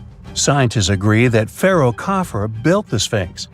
He ruled after his father, who had built a great pyramid nearby. So both structures were finished around the same time. Let's talk about numbers again. You've heard of Cleopatra, the Egyptian princess described as a woman of great beauty. Hello? She saw the pyramids, but she lived closer to the time of the first iPhone than the time of the people who built the pyramids. Fascinating, right? You can see thousands of people around you. They're working hard to build the pharaoh's tomb. But how many of them are there exactly? One Greek philosopher estimated there were as many as 100,000 workers. Seems like an okay number for such an enormous structure, but it can't be true. Science simply can't back up this number. Egyptologists put the total number of workers at 30,000. And yes, Indiana Jones was one of them, at least on the big screen, but he showed up late. Egyptologists know a lot about the pyramids, but not everything. Not because they don't want to, but because they haven't yet dug up enough evidence. They can only guess how the building process went. First, engineers would arrive to choose the right spot and do the necessary measurements. That's why they needed all that complicated math. Then, it's time for sourcing the material, the large stone blocks I mentioned earlier. When boats deliver them to the site of the future pyramid, workers can finally do their thing. They operated in smaller groups, but there were at least 2,000 of them chiseling and carving away at any given time. Sounds like a typical construction site today? Well, that's because it is, just thousands of years ago. It's amazing what ancient Egyptians were able to achieve with just copper and stone tools. The pyramid is now complete in front of you. But is it the same pyramid we see today? Why is this structure shining bright in the desert sun? Isn't it supposed to be a dusty yellow color? Well, no. Human activity and the elements have completely stripped the outer layer of stones over time. Expert craftspeople polished these blocks using nothing but stone and sand. The end result was a smooth and shiny rock. On the day it was completed, the Great Pyramid of Giza was a perfect triangle of light. Its polished sides acted like giant mirrors, reflecting the powerful Egyptian sun. This is the point where you should put your glasses on, and that shiny thing you see at the pyramid's very top is actually gold. The capstone at the top of the pyramid is called a pyramidion. It was covered in sheets of gold. As you can guess, these were the first stones to disappear. Let's make another stop before we get you back to your classroom. We travel to the British Isles, and no, Stonehenge isn't our destination. It is Newgrange in County Meath. Scientists estimate that the ancient peoples of Ireland built this stone monument around the year 3200 BCE. This makes it older than both Stonehenge and the Great Pyramid in Giza. The function of the circular mound in Newgrange is the same as the one of the Great Pyramid and equally mysterious. The estimated amount of loose stone present in the valley is over 220,000 tons. And it's not just randomly thrown on a pile. The order in which the stones are set makes the structure water-resistant. That would explain how Newgrange had survived for so long. Kinda makes you want to splash out the cash for that waterproof phone case, huh? Well, you're back in your school desk, but today's math lecture is the last thing on your mind.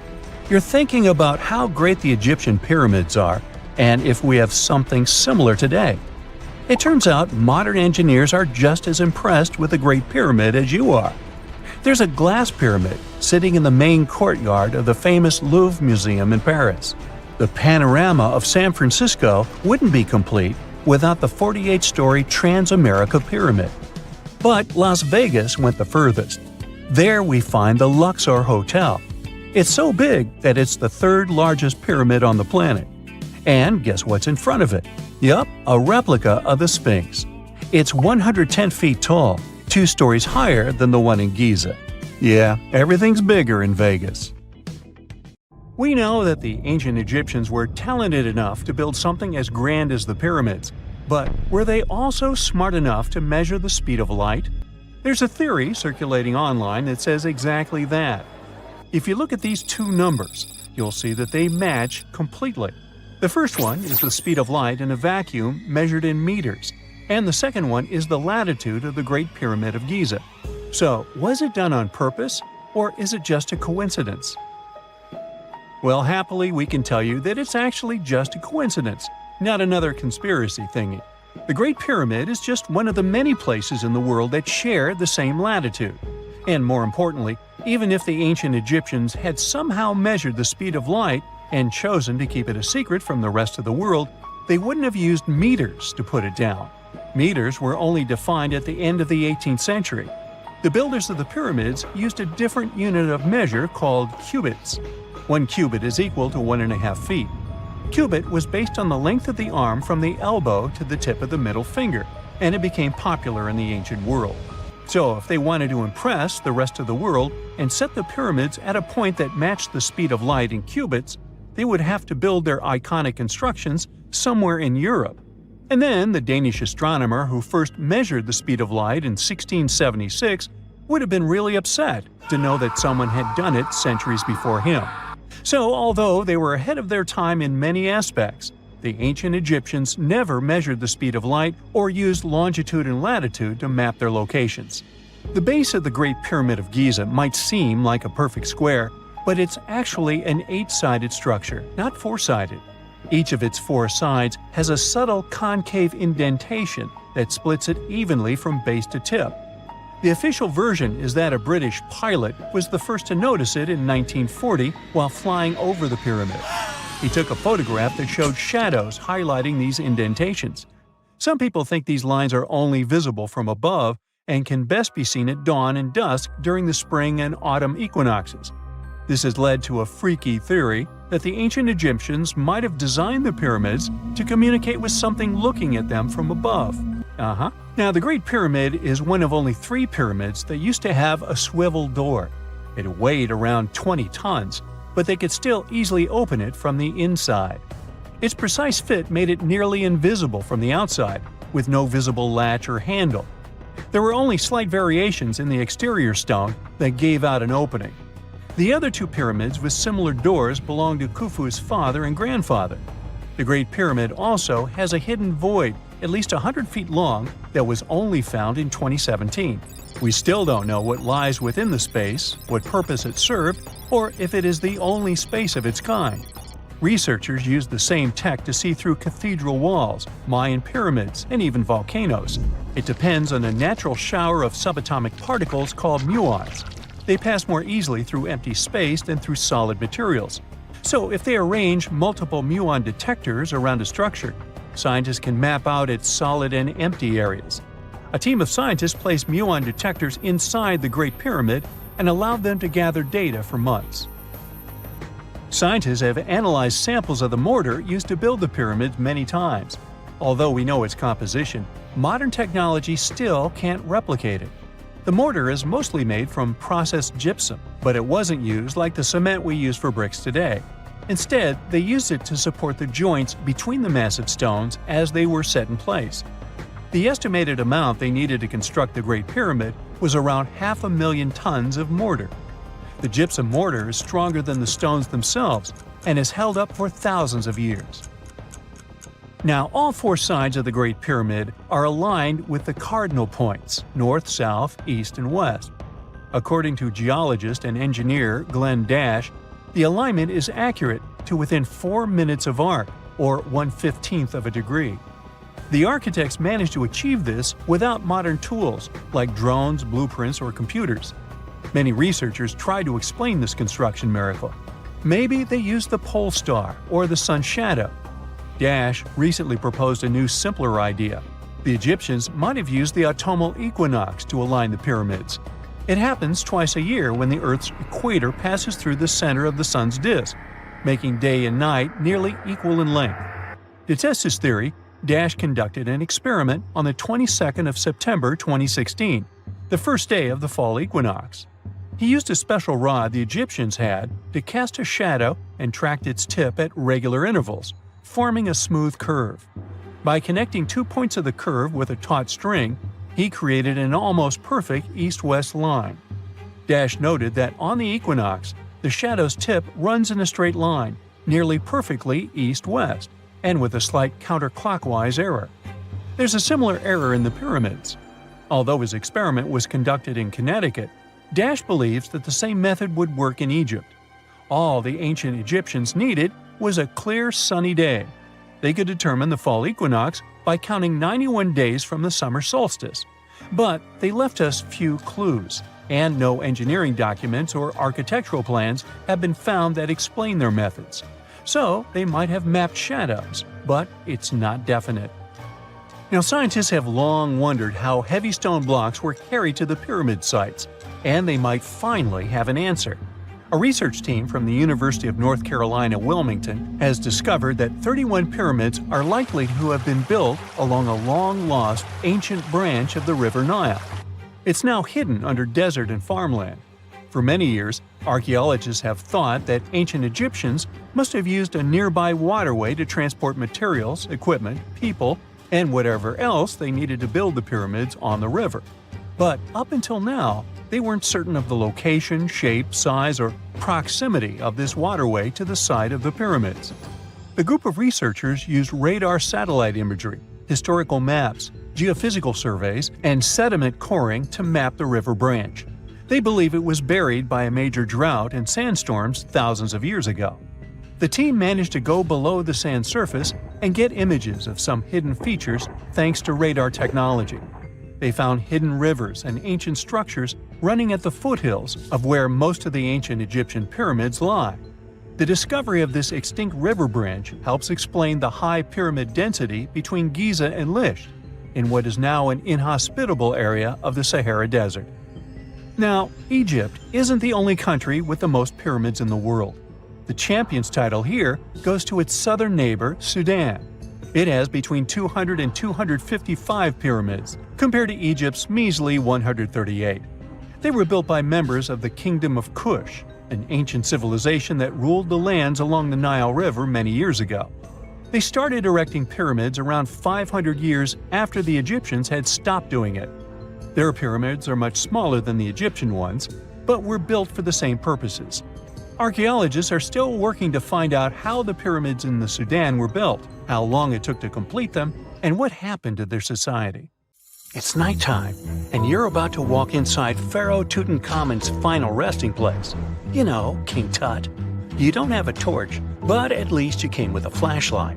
You walk down several flights of stairs and observe how the walls are carved in hieroglyphics and what looks like a spell. Those who take anything from this place will be doomed for life, the spell says. Even if you don't really believe it, this scares you a little bit. You find a huge stone door. Is it a trap?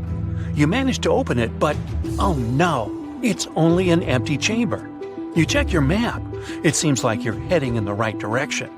After what feels like hours, you realize you must be trapped inside a labyrinth. You try to retrace your steps, but you can't find the door where you came in from anymore. That's it, you think to yourself. You've fallen for the Pharaoh's trap. What's worse, you didn't bring a lunch. Okay, so we've all seen Hollywood movies where the main character is exploring ancient ruins and faces some seriously dangerous traps, right? We've been told Egyptian royalty protected their final resting places with venomous scorpions and snakes, sliding doors that will trap you for life, and giant rolling boulders that will crush anyone on their paths. The thing is, were these traps truly real? Well, I regret to be the one to break it to you, but this is all fiction. These elaborate traps were too technologically advanced for ancient civilizations to pull off. That is not to say, however, that there weren't any traps at all. Ancient civilizations, like the Egyptians and the Mayans, are known for their practice of building entire monuments dedicated to the ones who had passed away. These structures would often reflect the position of person occupied in society. So, for the really important people, the VIPs of their times, massive monuments were built to host their bodies long after they were gone. Some of these civilizations believed that a person's life would continue on the other side of the veil. For that reason, a person would be buried together with the belongings of their current life. If they had a lot of money and power and stuff, that meant their resting places would be filled with riches and gold. Now imagine if you lived in ancient Egypt and you knew exactly where all the pharaohs' tombs were located and had heard rumors of the amount of wealth kept in these places. Maybe you would be tempted to go check it out, right? We're talking about large rooms filled from floor to ceiling with golden artifacts, jewels, and even money. I mean, it does sound tempting. And since there weren't any security guards protecting the entrance of these places, Egyptians needed to get creative as to how they would protect these riches. These old civilizations found some traps to be useful. A recurring one was building empty rooms inside the monument to confuse a burglar. Now, let's take a look at Amenhotep III's final resting place as an example. It was built in the city of Luxor, in a spot also known as the Western Valley of the Kings.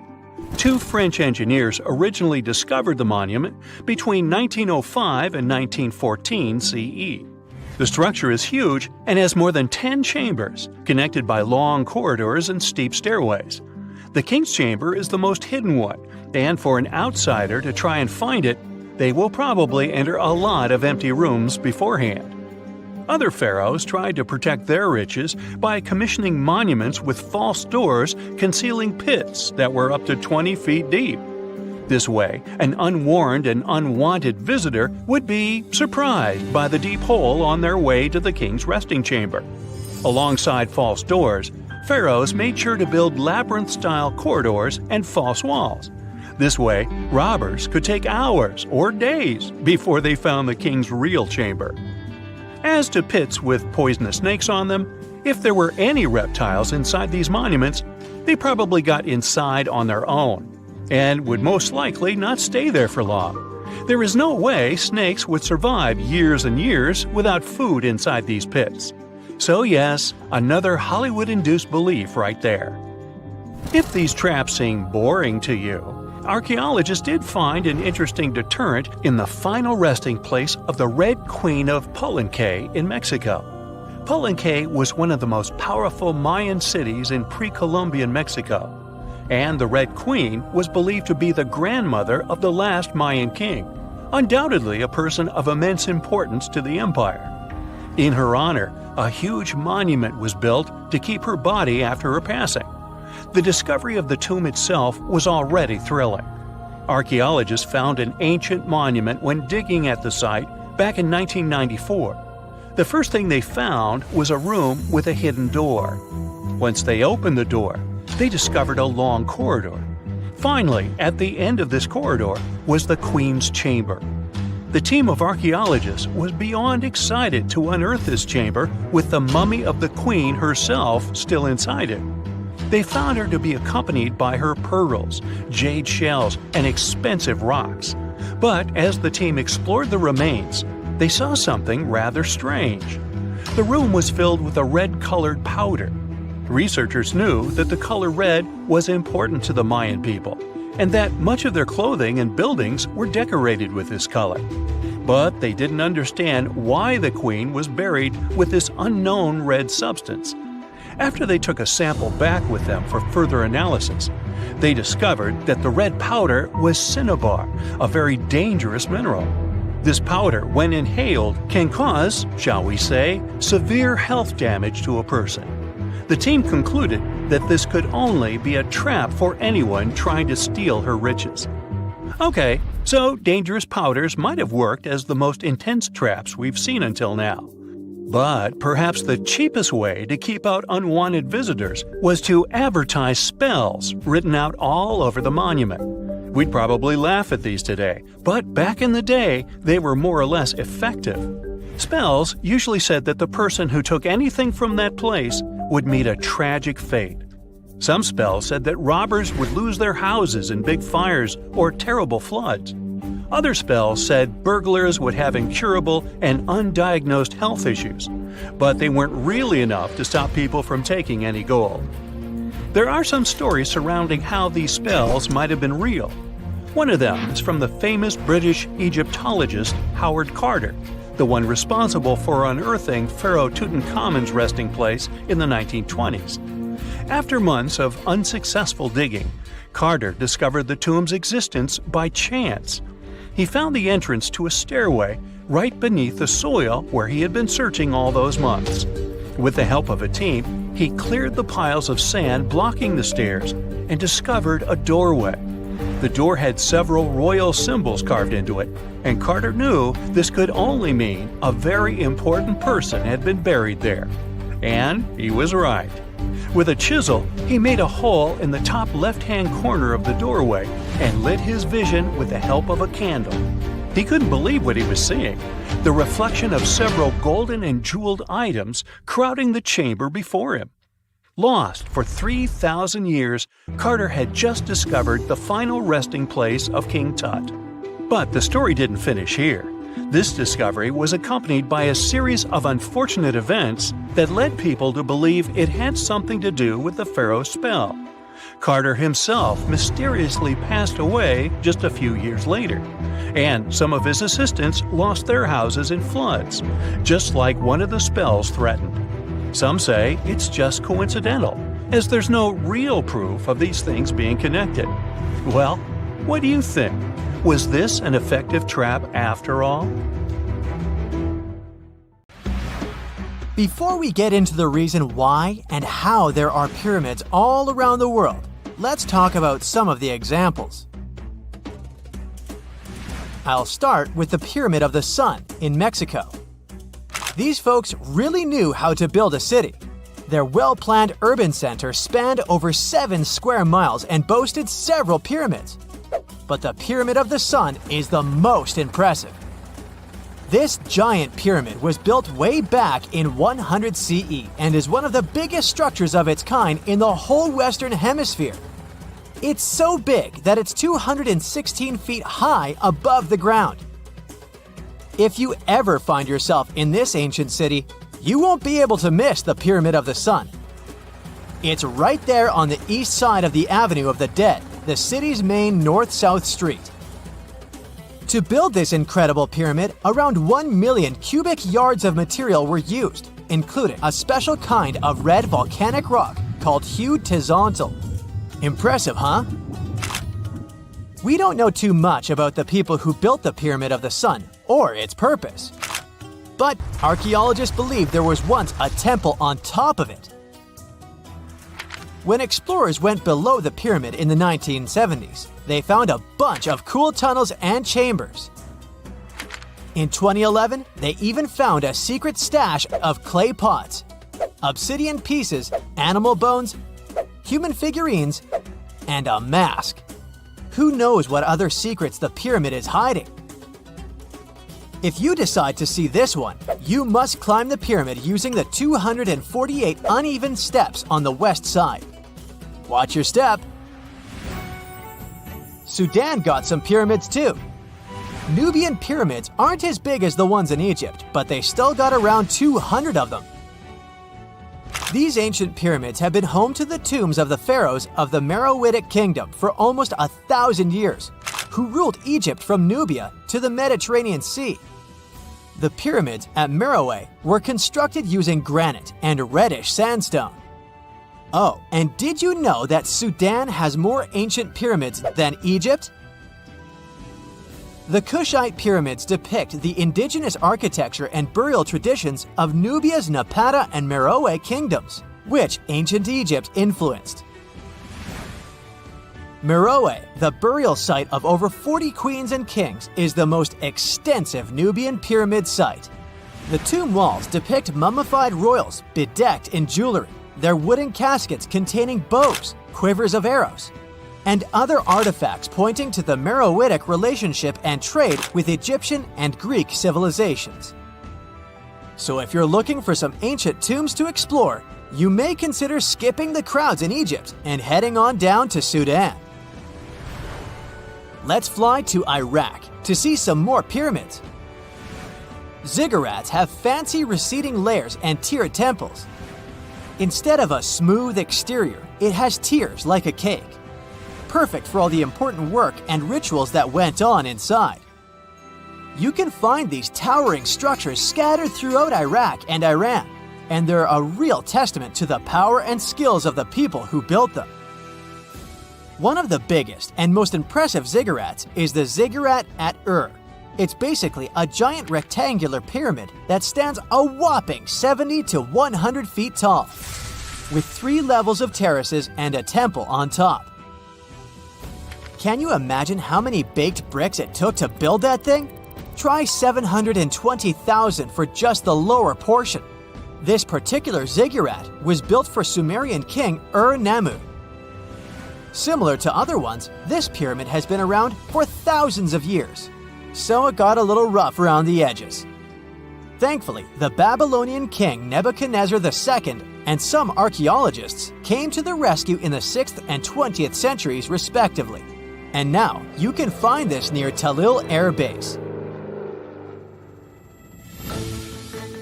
The ziggurat at Ur was built in 2100 BCE by King Ur-Nammu for the moon deity Nana.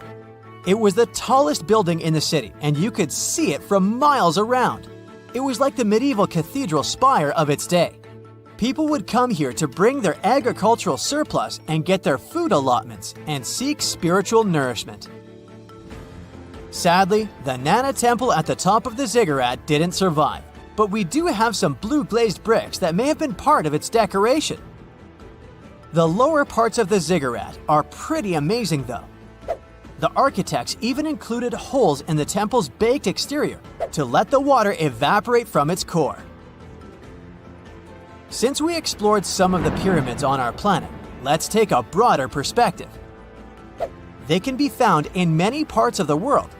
Egypt has over 100 pyramids, double that number in Sudan, and dozens of others are scattered in the Middle East and China.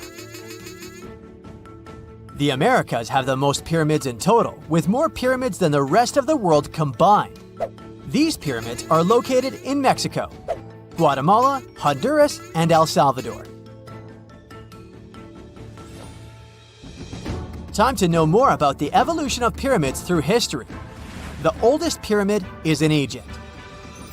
This pyramid was a step pyramid, which was created by placing one layer of stone on top of another. The pharaoh Sneferu is credited with creating the pyramid shape we recognize today. During his 45-year reign, he built 3 pyramids. His first 2 attempts failed, but he finally got it right with the Red Pyramid, which is considered the first true pyramid. It was Sneferu's son, Khufu, who built the Great Pyramid of Giza, which was the tallest human-made structure on Earth for almost 4,000 years. Latin American pyramids are similar to early Egyptian step pyramids, but they were built independently with no knowledge of each other. The pyramids in Sudan were built around 700 BCE and are tall but much narrower than those in Egypt. How in the world did all these civilizations build these things without even texting each other? After all, the Aztecs, Mayans, and ancient Egyptians were about as different as possible. But despite their cultural differences, they all seem to agree on one thing. Pyramids were pretty cool. Step pyramids are all around the world, because they were the most feasible and stable way to build large and tall structures without access to lighter building materials like wood and metal. The triangular form with a square base is the best way to build a sturdy structure, and having a cube structure would require more material for less height. Now, when it comes to pyramid design, the Egyptian pyramids were like giant triangles with a square base, smooth sides, and a pointy top. On the other hand, the Aztecs and Mayans went for a tiered cake look, with steps leading up to a flat platform on top.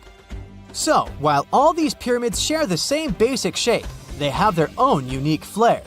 Each group built its pyramids using different materials, techniques, and slope angles. So while they may have been inspired by each other's work occasionally, they were just doing their own thing. Egyptian pyramids had smooth, angled sides that were designed to help the pharaoh's soul ascend to heaven.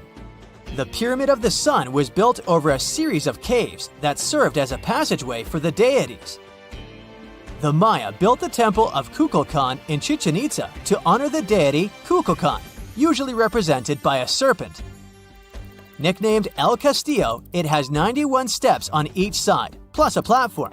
That's 365 steps, one for each day of the Mayan calendar. Tell me, Brightsiders, how were pyramids built?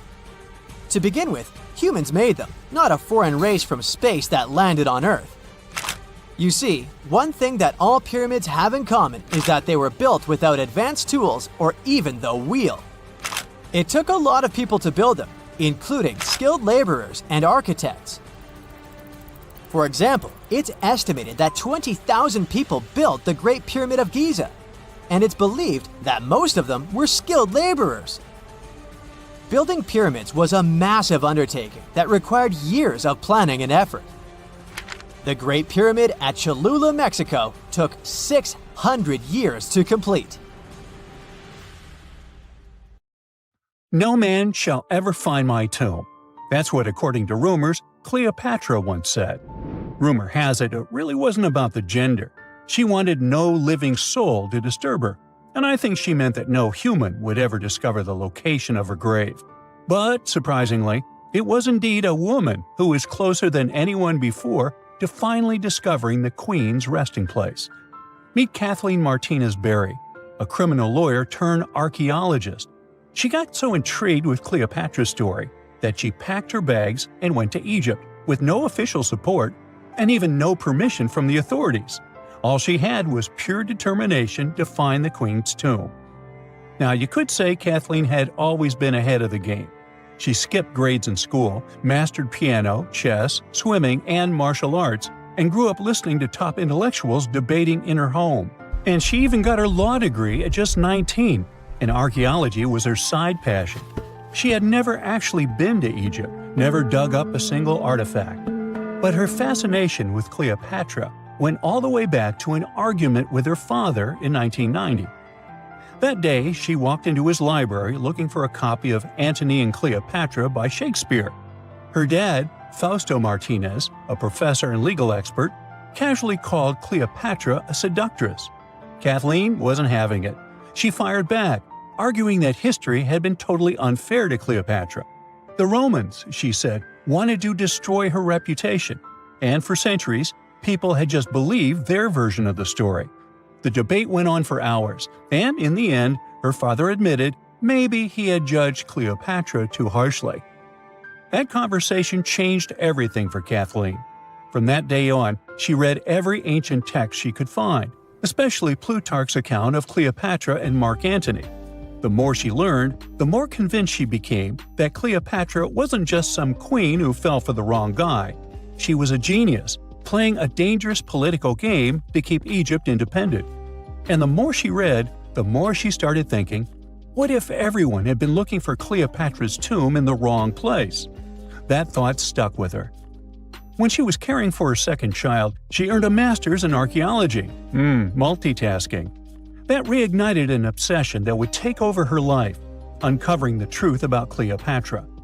Even though most experts believe that Cleopatra's tomb, along with the final resting place of 13 other Ptolemaic rulers, lies somewhere beneath modern-day Alexandria, Dr. Martinez has a different idea. She believes Cleopatra was buried at Taposiris Magna, an ancient temple dedicated to Osiris, the Egyptian deity of the afterlife. But she still needed an ancient foundation plate. These plates, about the size of a smartphone, were placed beneath important temple structures and often contained inscriptions explaining when and why the temple was built.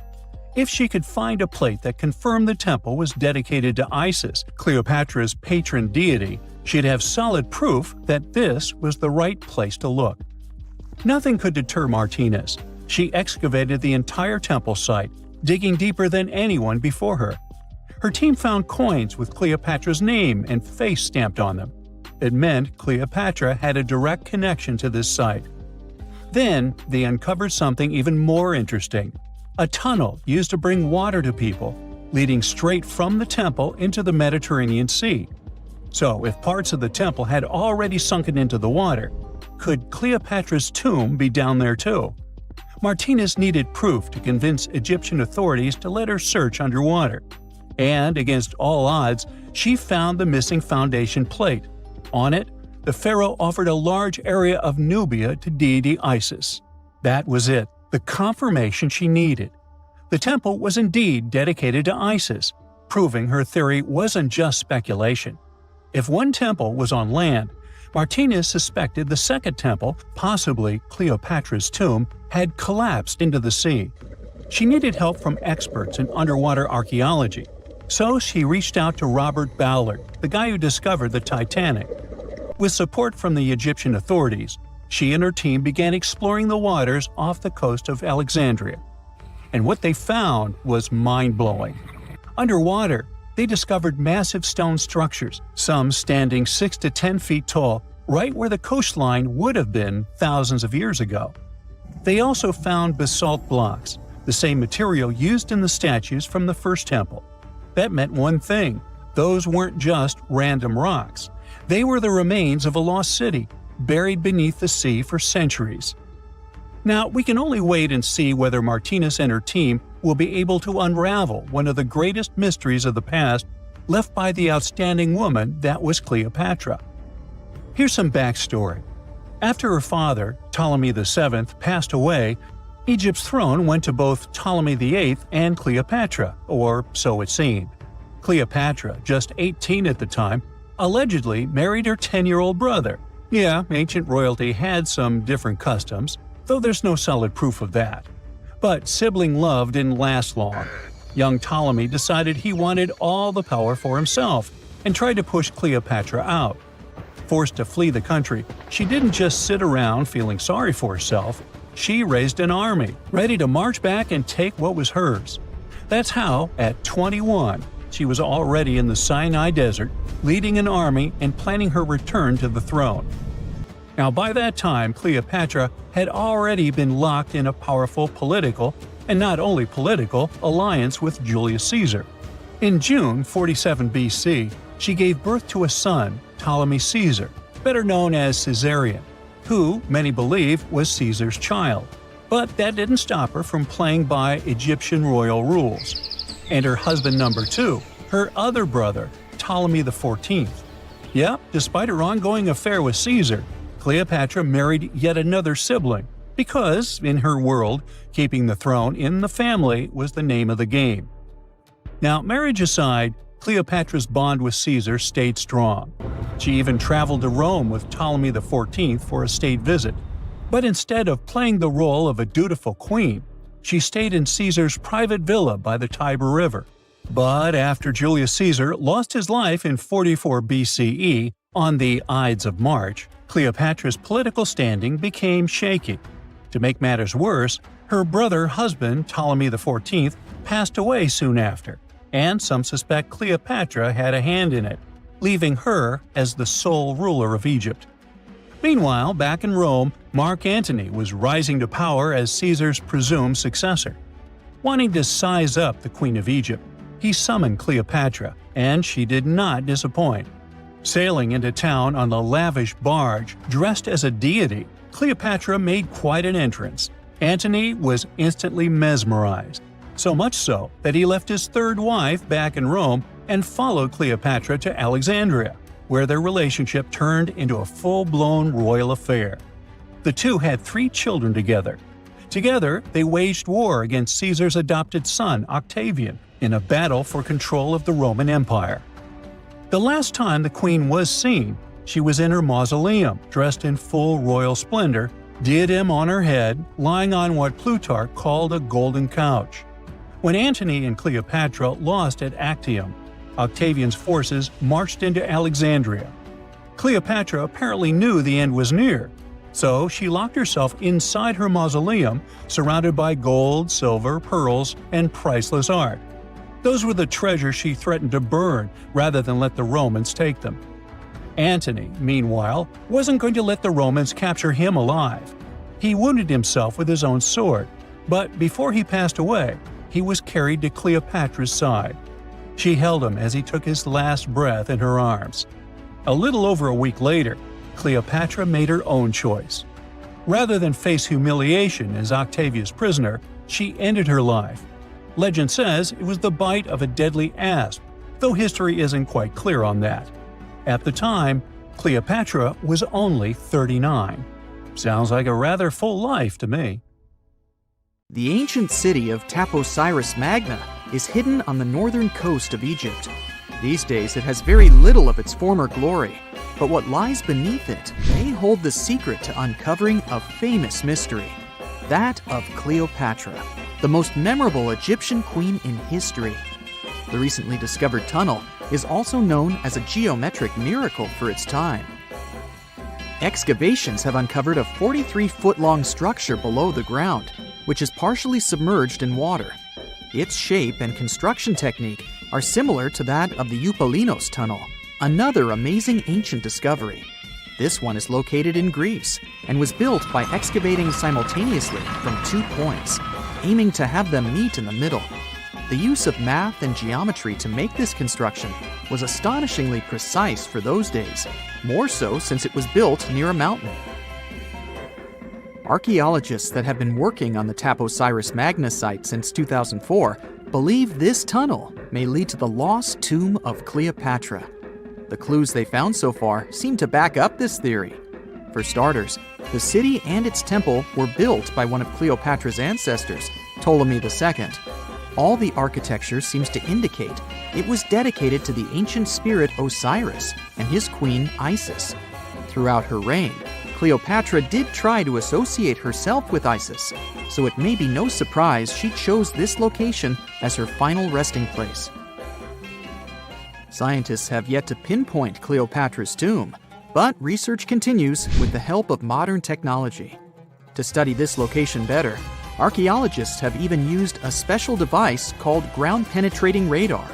This tool allows us to analyze what lies beneath the ground without being intrusive. Since this tunnel is so old, research needs to be done very delicately. Seeing pictures of what's underground before you start digging is incredibly useful and has been done here since 2011. Finally discovering Cleopatra's tomb may help us piece together her story, especially what might have happened during the last portion of her life, which is still surrounded by mystery. We still don't know the exact cause of her passing. Some believe she may have let herself be bitten by a poisonous Egyptian cobra. Others have suggested that she was well accustomed to toxic substances, even hiding some in her hairbrush in case she ever needed it. But that's not to say she chose to use it on herself. We do have a lot of other interesting information on Cleopatra that's equally as impressive, like the fact that she had a stylist. Most of the images you've seen depicting this famous queen show her wearing black eyeliner. This look was put together by Airas, a woman known to have been her personal beautician. She traced the long line from her eyes to her temples, a makeup technique still used today to enhance the eyes. Airas was an important figure throughout Cleopatra's life, known also as her confidant and close friend. There are even theories that suggest Airas was there by her side when she passed away. Despite her well-thought-out looks, Cleopatra wasn't as pretty as she's described. Or at least, that's what recent research has pointed out. Sure, if we look at movies and modern imagery, She's depicted as this incredibly beautiful woman with symmetrical and delicate features. However, if we look at coins showcasing her image from back in the day, her looks are rather average. Her image on the coins might have been adjusted too, to make the queen look stronger in the eyes of her people.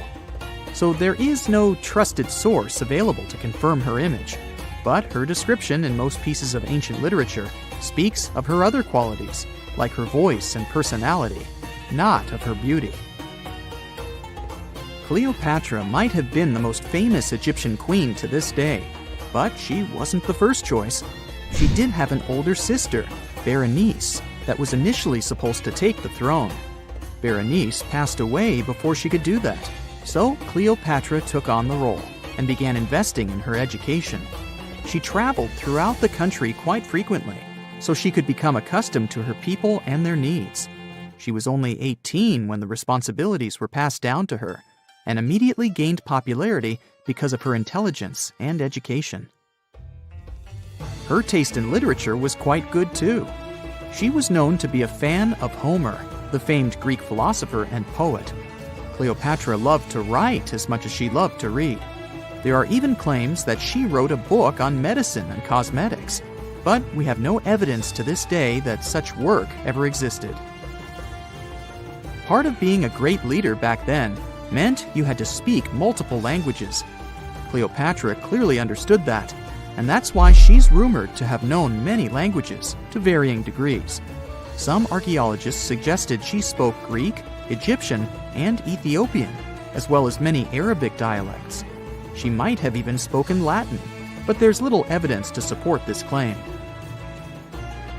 She might not have had angelic looks, but Cleopatra was really careful with the way she looked, even with her diet.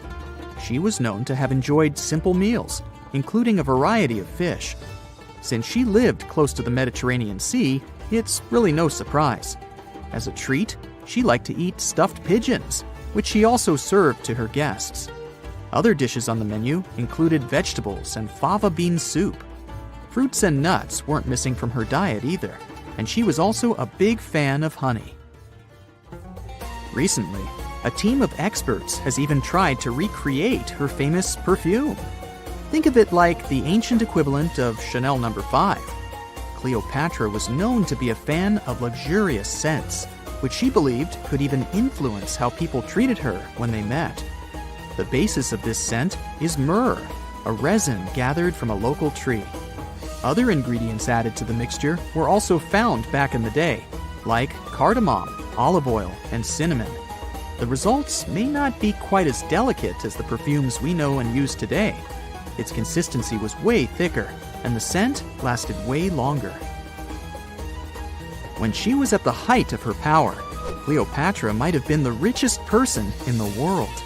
Back in the day, she ruled over a territory that stretched across the Mediterranean, from modern-day Libya in the west through Egypt to Syria in the east. This is the largest territory ever ruled over by a woman. In today's currency, her worth might have been somewhere around $95 billion. The calendars we use today may have been introduced by Cleopatra herself. She presented the idea of leap years and leap days to Caesar, the Roman emperor she was known to have been close with. Taking her advice, Caesar made these adjustments part of the official Roman calendar. The ancient Egyptians already knew the year was longer than precisely 365 days. They discovered this by studying the brightest star in the sky, called Sirius, and concluded that a year is actually 365 and 1/4 days long. It was Elizabeth Taylor that famously introduced Cleopatra to pop culture when she played her in the 1963 film bearing the same name. Up until that point, it was the most expensive film ever made. It was originally supposed to cost somewhere around $2 million, but ended up costing a mind-boggling $44 million. That's mostly because of script and production issues. To make this iconic movie, producers created 79 sets from scratch, as well as over 26,000 costumes for the cast. Elizabeth Taylor's Cleopatra costumes alone cost somewhere around $200,000. Thankfully for the producers, the movie made headlines and was well received by critics, making it a box office success. A lot of people associate Cleopatra with another famous Egyptian ruler, King Tutankhamun, nicknamed King Tut. Surprisingly, apart from both of them being Egyptian pharaohs, they have nothing else in common. For starters, King Tut lived around 1300 years before Cleopatra did, and there is also no connection regarding their ancestry. Cleopatra had Macedonian Greek roots, while King Tut was a native Egyptian. Not many civilizations are as mysterious as ancient Egypt, a powerful empire that lasted over 3,000 years. It gave us pyramids that still stand and myths that still inspire. It's one of the most explored places on Earth, yet somehow we still find exciting stuff. In Abidos, archaeologists just uncovered a 3,600-year-old royal tomb. It's huge! It has golden hieroglyphs of deities covering the entrance, but the pharaoh's name? It's not there. It's missing. Who was this ruler, and what new chapter could this open in Egypt's story? If there's one place in Egypt where the line between life and demise feels thinner, it's Abidos. To the ancient Egyptians, this was sacred ground. They believed it was the burial place of Osiris, the god who literally passed away, had his remains separated, and came back to life to rule the underworld. Because of that, Abidos became Egypt's spiritual gathering place. Pharaohs built amazing temples here, like the Temple of Seti, famous for its King's List, a wall that has the names of 76 pharaohs carved in it. Pilgrims came from across Egypt, leaving offerings and participating in Osiris festivals, where his demise and rebirth were ritually reenacted. It wasn't just symbolic worship, it was Egypt's version of Comic-Con. But instead of cosplaying superheroes, people reenacted gods coming back to life. Obviously, pharaohs competed to be buried as close to Osiris as possible.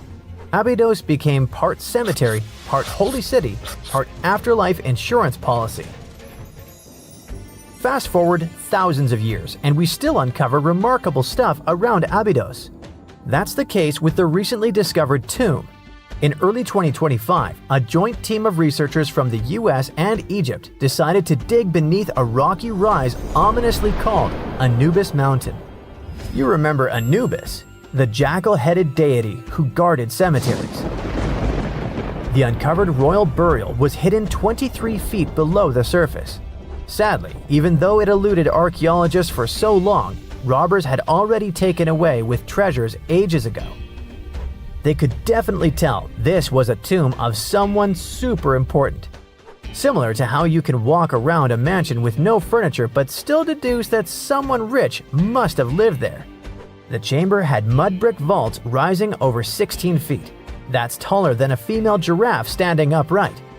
For something built 36 centuries ago, it still felt enormous. However, when you remember that Egyptians were masters of architecture, nothing seems surprising. So no treasures, no golden mask, and sadly, no name. The cartouche that should have spelled the king's identity was unreadable. Egyptian tombs usually bragged about who was inside.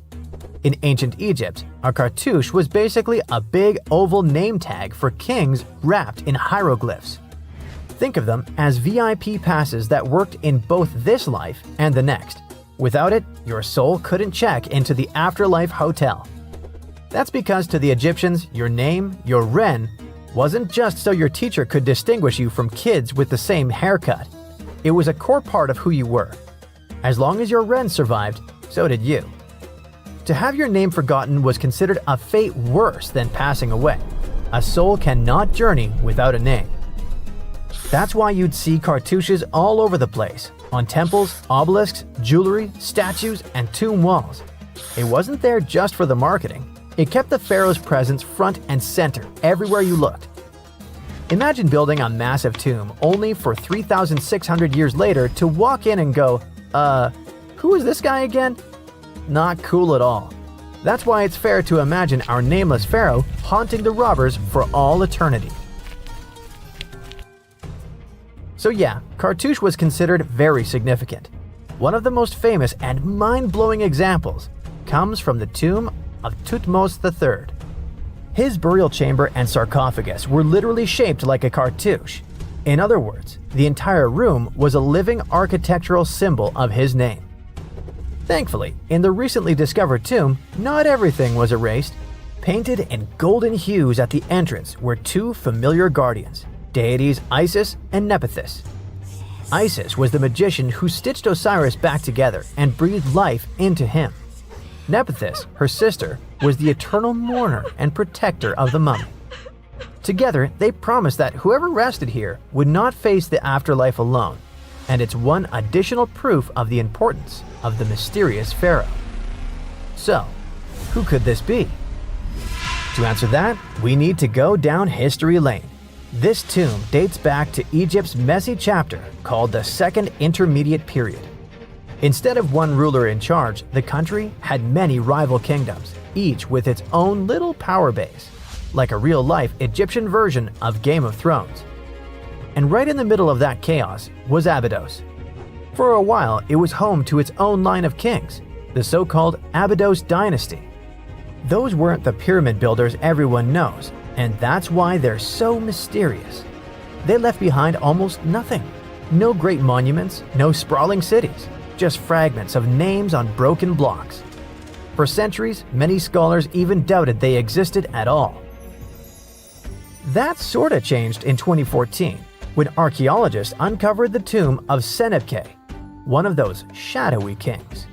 Now, everything we know about Senebkay points to him having quite a story to tell. His bones revealed 18 deep wounds, the kind you get in battle. He had blows to his skull, back, and hands, and likely lost his life fighting, making him one of the few pharaohs we know who sadly fell in combat. His tomb was modest, with reused artifacts from earlier kings, but it delivered one priceless thing: proof. Until Senebkay, the Abidos dynasty was just a theory. With him, it became real. And that's why the new discovery could be a big deal. The newly uncovered royal tomb at Abidos shares the same layout and style as Senebkay's. It has limestone chambers, mud brick vaults, and protective deities, although it's much bigger. Which again raises the possibility that we're looking at an even earlier, more powerful ruler of Abidos. Whoever he was, he wanted to be remembered alongside the greats. Which is ironic, because it seems that history tried erasing him. Perhaps additional findings alongside his tomb could tell us more. Yes, there's more, and it's actually pretty cool. Not far from Abidos, in the village of Banawit, archaeologists uncovered a Roman-era pottery workshop. Yeah, you heard that right, a pottery factory close to a pharaoh's burial ground. The site had huge clay kilns, storage rooms, and even broken shards called ostraca. They were basically ancient sticky notes, except instead of shopping lists, those had receipts scratched onto them in Greek and Demotic Egyptian. Little records of everyday transactions, the kind of thing you'd never expect to find near a lost dynasty king. Honestly, the potters missed a chance. Forget boring receipts, they should have been selling Osiris's mugs and Anubis figurines to pilgrims and tourists. But that's not all. It seems that centuries later, during the medieval period, the same ground became a cemetery. Archaeologists found mud brick graves with skeletal remains. This could mean that Abidos kept its aura of significance for hundreds of years after the age of pharaohs. So why this hill again and again? Is this place really a getaway to the afterlife? It is, after all, the very place where Osiris is said to rest. That belief lingered like a shadow for thousands of years, strong enough to pull in pharaohs and later medieval families. Different rituals, same sacred ground. Although, to be fair, the Romans weren't here for Osiris. They came to make pots. The story of Abidos is not over. The excavations will continue, and who knows what else could be discovered in the future. Today, archaeologists are armed with tools that are basically X-ray glasses for the desert. Every scan could reveal a hidden chamber, or if we're lucky, finally give our nameless pharaoh his wren back to him. In fact, I became strangely invested in finding out who he was. So let's hope for some news soon. It's only a matter of time. Do you have your own theories? Let me know. When you hear the word mummy, you might get a chill down your spine.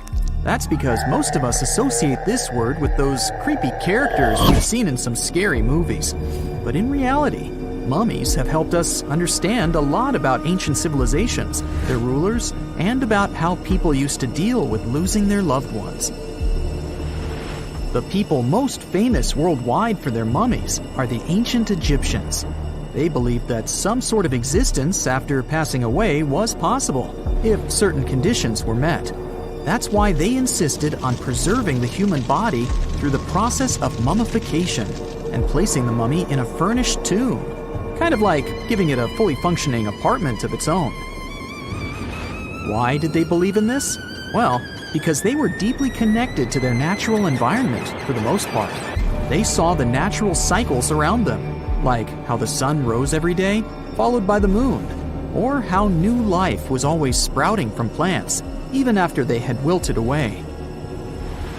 They also believed that the powerful spirit Osiris, who represented the cycle of passing away and resurrection, played a role in this process.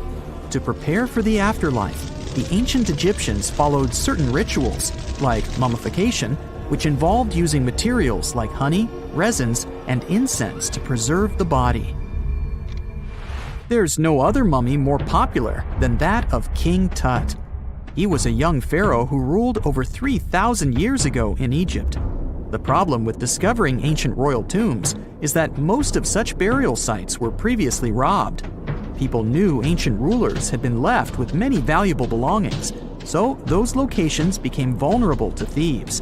When King Tut's tomb was opened in 1922, people were excited because it had not been robbed, like many other previously discovered royal tombs. That's how well hidden it was. Inside, his mummy was encapsulated in a total of 3 coffins, including one made of gold. The objects found in his tomb showed us what ancient Egypt was like, and studying his mummy also helped us learn about the culture and practices popular at the time when he passed away. We also learned about his family by looking at his DNA. Scientists were able to discover that he had had a disease called malaria and a problem with his foot that might have made it hard for him to walk. Ramses II was another pharaoh in Egypt who ruled for 68 years, which was quite a lot back in the day. He was known for his expansion campaigns and building projects. Many objects from his time as a ruler still exist today, including a large statue of him. Ramses II was about 6 feet tall and lived to be about 90 years old. After looking at his mummy, scientists concluded that he may have had a medical condition that affected his spine. Now, remember those thieves I mentioned before? They are probably the reason why Ramses II ended up in a plain coffin in a secret collection of royal mummies at Deir al-Bahari, which was rediscovered in 1881. Thankfully, archaeologists were able to identify him because his journeys had been recorded on his wrappings. The process was really tedious too. In fact, in ancient Egypt, the mummification process could take a staggering 70 days to complete. A special person would say a very specific speech while delicately handling the body and drying it out using a type of salt called natron. They also used linen and resin to make the body look more lifelike and to wrap it in cloth. The tomb was equally as important for ancient Egyptians.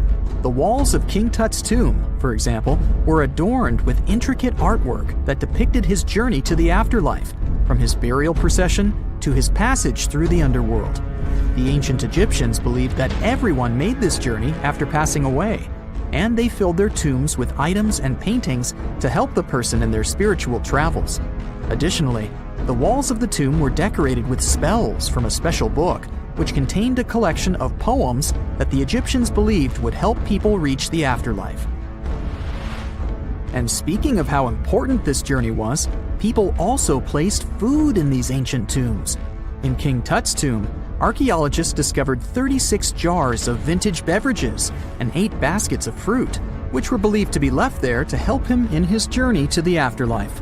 The Egyptians believed that traveling to the afterlife took a really long time, so they left a lot of supplies, such as food and water, to sustain their loved ones.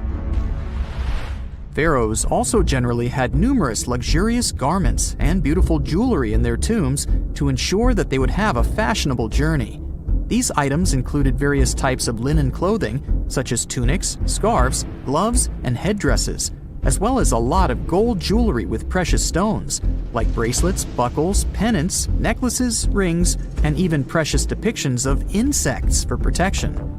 Some were also deposited with fans made from ivory and ostrich feathers to keep them cool in the afterlife. Some ancient rulers were even placed in their forever apartments along with boats. For example, Pharaoh Khufu built the Great Pyramid at Giza as his tomb, and a large ship was found inside. King Tut, however, was buried with multiple boat paddles, but no actual boat.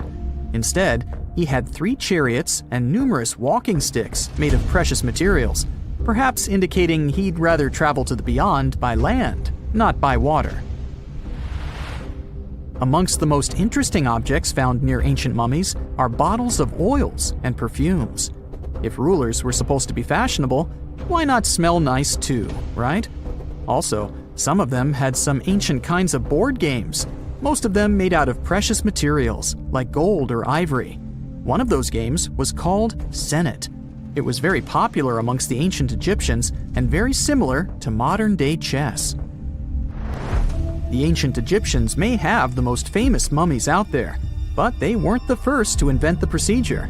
In fact, it all started in South America with an ancient civilization named the Chinchorro. As far as we know today, these people were the first to mummify their loved ones that had passed away. They did it somewhere around 2,000 years before the Egyptians started their own rituals. Sure, we can tell a lot about ancient rulers by studying these mummies, but until recently, we had no idea what they really looked like during their lifetime. Not so long ago, though, some very special mummy paintings were found by archaeologists studying ancient Egyptian objects.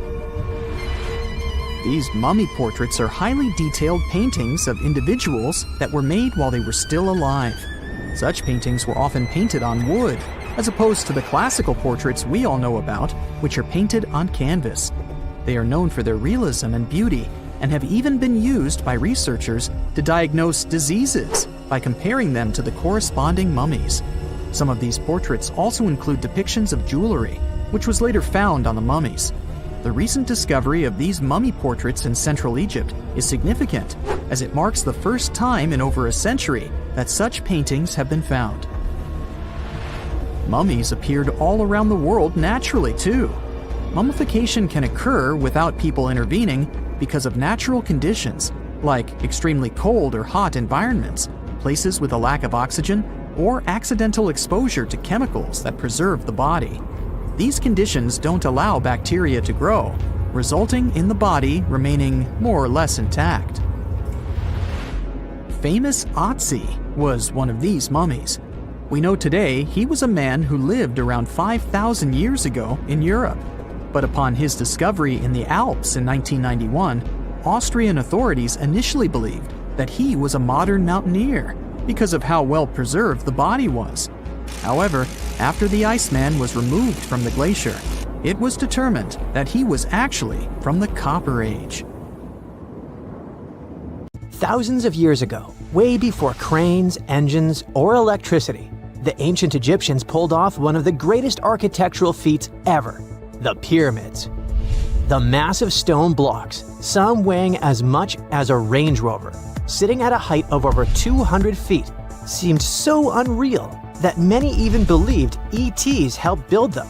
But new research shows the secret was actually right here on Earth. The Egyptians probably used a giant ancient water elevator to move those heavy stones for their very first pyramid, the Step Pyramid of Djoser, around 4,700 years ago. Now, the first question that comes to mind is, where did they find such huge amounts of water to run this construction in the middle of the desert? Some studies say that the Sahara Desert had more regular rainfall thousands of years ago than it does today. So, the landscape resembled a savanna, not a desert. So it was possible there was enough natural water to support the hydraulic lift. researchers found deep vertical shafts inside the first stone pyramid. They used a computer model that had info about the pyramid's remaining inside parts and the underground tunnels at the site. The team also used high-resolution satellite pictures of the area to include the amount of rainfall from the past in their research. It looks like the Egyptians would place a heavy stone block on top of a floating wooden platform, kind of like a raft, then slowly fill the shaft with water, and the rising water would lift the platform and the stone upwards, sort of like an ancient elevator in action. This cool process is called hydraulic lifting, and it's very similar to how some modern machinery works, but when the Egyptians used it, I mean, if they ever did, they would have had to do it with the most basic tools and a really advanced understanding of how water behaves. They would have to carefully control the amount of water added to each shaft to raise the stone blocks gradually, and stop at the desired level to move the stones into place. The scientists now want to find out if it was the first major system of this kind, or if someone had used it before the Egyptians. Now, not all archaeologists fully agree with this idea. Some point out there's no direct evidence like writings or diagrams from that time that would prove the Egyptians actually used a hydraulic lift system, whether or not they actually used this exact method. One thing is clear. The people who built the step pyramid were geniuses in their own right. They figured out how to move massive stones all the way to the top of the pyramid with incredible precision, and used techniques that still impress scientists today. West of the pyramid, archaeologists found some evidence of a human-made lake or reservoir. They believe the Egyptians may have created this temporary lake and used channels, or canals, to move the water toward the pyramid. The pyramid itself may have been surrounded by a moat that helped direct water into these vertical shafts. There's even an enormous stone structure nearby, which could have acted like a dam.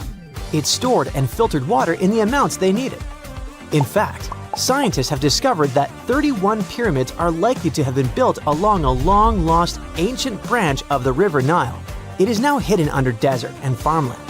For many years, archaeologists have thought that ancient Egyptians must have used a nearby waterway to transport materials, equipment, people, and whatever else they needed to build the pyramids on the river. But up until recently, they weren't certain of the location, shape, size, or proximity of this waterway to the site of the pyramids. They used radar satellite imagery, historical maps, geophysical surveys, and sediment coring to map the river branch. The scientists believe that a huge drought and sandstorms buried it thousands of years ago.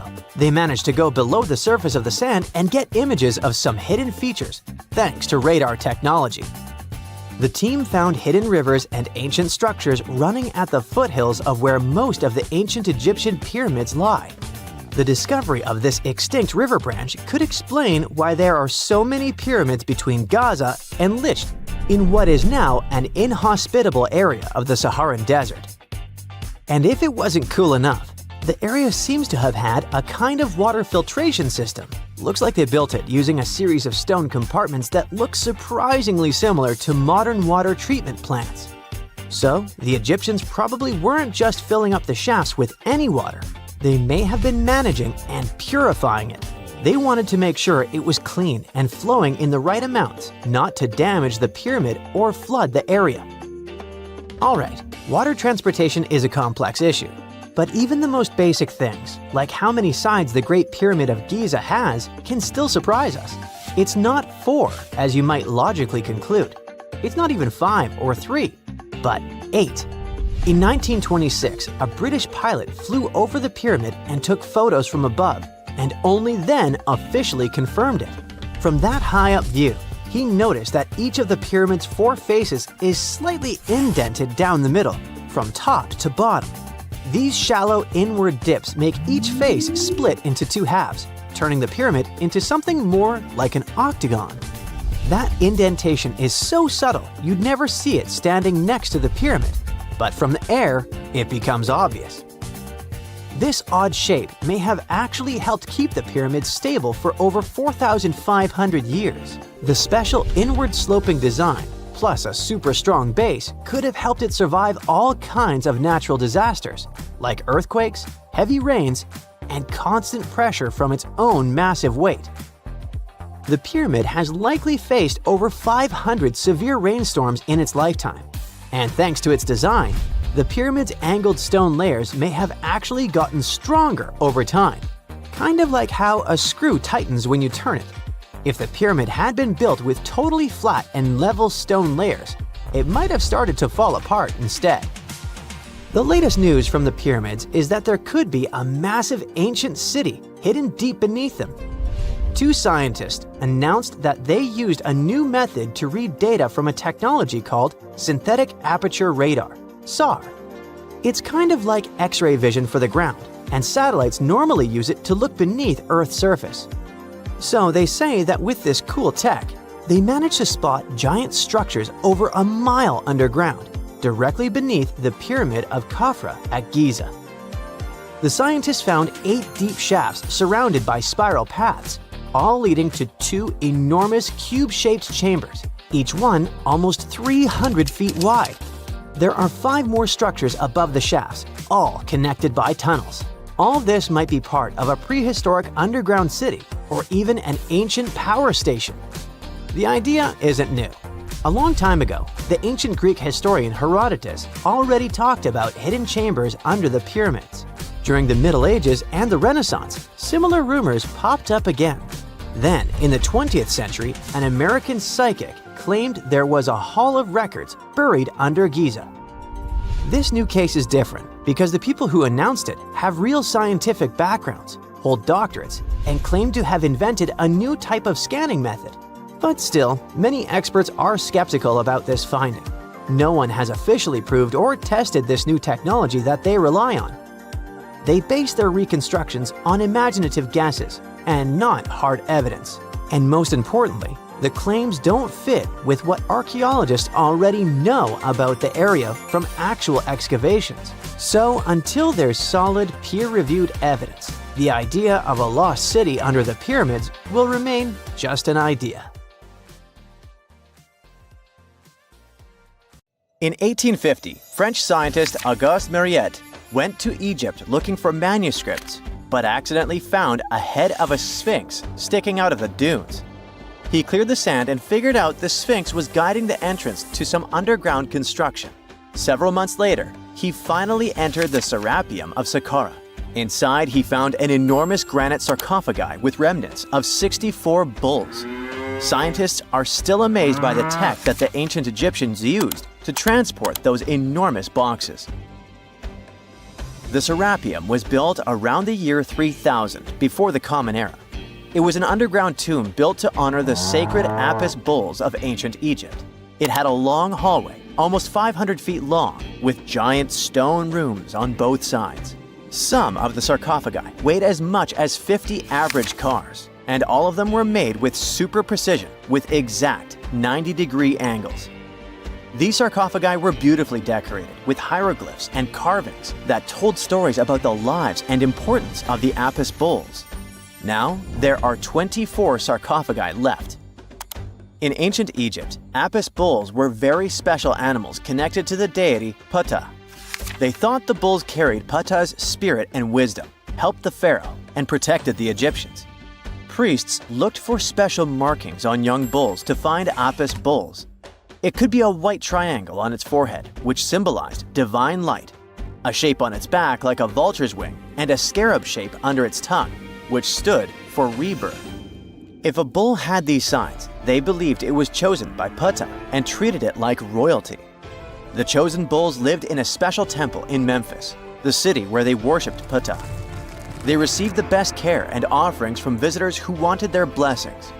When an Apis bull passed away, it was treated with great honor and mummified. When Mariette entered the Serapeum, he noticed traces of rollers on the gallery's floor and found 2 wooden horizontal winches. Each had 8 levers. Later, other explorers saw double rails. The burial chambers were lower than the hallway floor. To get the boxes into place, workers filled the chambers with sand so the sarcophagi could be rolled in straight. Then they slowly removed the sand to gently lower the boxes into perfectly cut spaces in the bedrock. A carved stone sign found in the Serapeum said it took 28 days to move just one sarcophagus and its lid into its spot during the time of Ptolemy II. The extreme precision of the sarcophagi with 90-degree angles also has an explanation. Ancient Egyptians wrote texts, or rather, papyrus, on geometry a long time ago. It shows that they knew the approximate number pi and could calculate the volume of a pyramid with its top cut off. If they could figure out complicated math like that back then, it makes sense that they could also carve perfectly flat surfaces 500 years later. All this sounds pretty legit, but some people think certain things don't add up here. The size of boxes is way larger than the size of bulls, yet they buried pharaohs in tiny coffins that barely fit their bodies. The sarcophagi are made out of granite with crazy precision, and they could have just used limestone, which would have made things way easier. The transportation of the boxes seems pretty simple, but only in theory. If one person could pull about 440 pounds, then at least 250 people would be needed to pull just one box. The tunnels in the Serapeum are really narrow, only about 2 feet wider than the boxes themselves. There's no way hundreds of people could have squeezed into those tight spaces to pull the boxes. And even if they did, how would they turn the box in the cramped corridor, lower it into its niche, and place it perfectly in the middle? Somehow they did this 24 times, and every box is centered perfectly. Plus, the chambers were dusty, and there were no signs of soot from lamps. This means they must have worked in almost complete darkness. The real use of the boxes could also be different. A long time ago, even before the Egyptian pharaohs ruled, the local people already knew how to use fermentation. It happens when tiny organisms called yeast eat certain ingredients like starch and turn them into gas and ethanol. So someone in ancient Egypt probably put food like barley, bread, and even meat inside a giant stone box, then closed it tight with a heavy lid. These stone boxes, carved from granite, were so precisely made that they were almost completely sealed, so nothing could escape from it. As the yeast inside the box started working, it created more and more CO2 gas. It built up pressure inside the box. The granite boxes were incredibly strong. They could handle more pressure than a car tire can hold. When granite was squeezed under such pressure, its crystals produced a tiny electric charge. This effect was possible because granite contains quartz, a material that reacts to pressure this way. The process also needed meat or animal parts, possibly to help the yeast grow better. Meat contains something called oleic acid, which yeast needs to keep growing and to survive the bad effects of the ethanol it produces. As the pressure inside the box kept growing, the combination of gases and electricity made these boxes not just ancient fridges, but powerful energy systems. Over time, the pressure inside got so strong that it could push the lid open and the gas would escape with a pop. But when people rediscovered the Serapeum in 1850, they found old drawings that showed piles of stones stacked on top of some of the box lids. So, someone long ago probably tried to make the lids even heavier by adding extra weight to make it harder for the gas pressure to push them open. This extra weight also meant the quartz crystals in the granite could keep creating more electricity under all that pressure. If someone opened one of these stone boxes thousands of years later, they would only find bones from bulls that were placed in the box. And that's exactly what Mariette discovered in the 1850s. They opened the Serapeum for visitors soon after the first excavations in the second half of the 19th century. Prince of Wales even had a luncheon with his guests in one of the sarcophagi. Sands and earthquakes made the site inaccessible for a while, but now you can visit it again and try to solve the mystery yourself. With new tech, we could have answers to many other historical mysteries soon. A team of scientists at Chicago's Field Museum of Natural History recently used a special CT scanner to learn more about ancient Egyptian mummies without unwrapping them. They gently rolled 26 mummies on custom carts out to the parking lot, where the scanner was waiting. It took thousands of detailed X-ray pictures of each mummy and their coffins. When all the pictures were put together, they created 3D images that showed what was inside. the skeletons, and some artifacts. The scientists hope these images will help them understand ancient Egyptian burial practices from over 3,000 years ago. Even though the scanning process only took 4 days, it might take 3 years to study all the data. But scientists were able to learn some personal details about the mummies. One of the most popular mummified individuals at the museum, Lady Chineta, was a woman who lived in ancient Egypt about 3,000 years ago. It looks like she passed away in her late 30s or early 40s. To make sure her body looked complete for the afterlife, embalmers put stuffing in her neck to keep it from collapsing.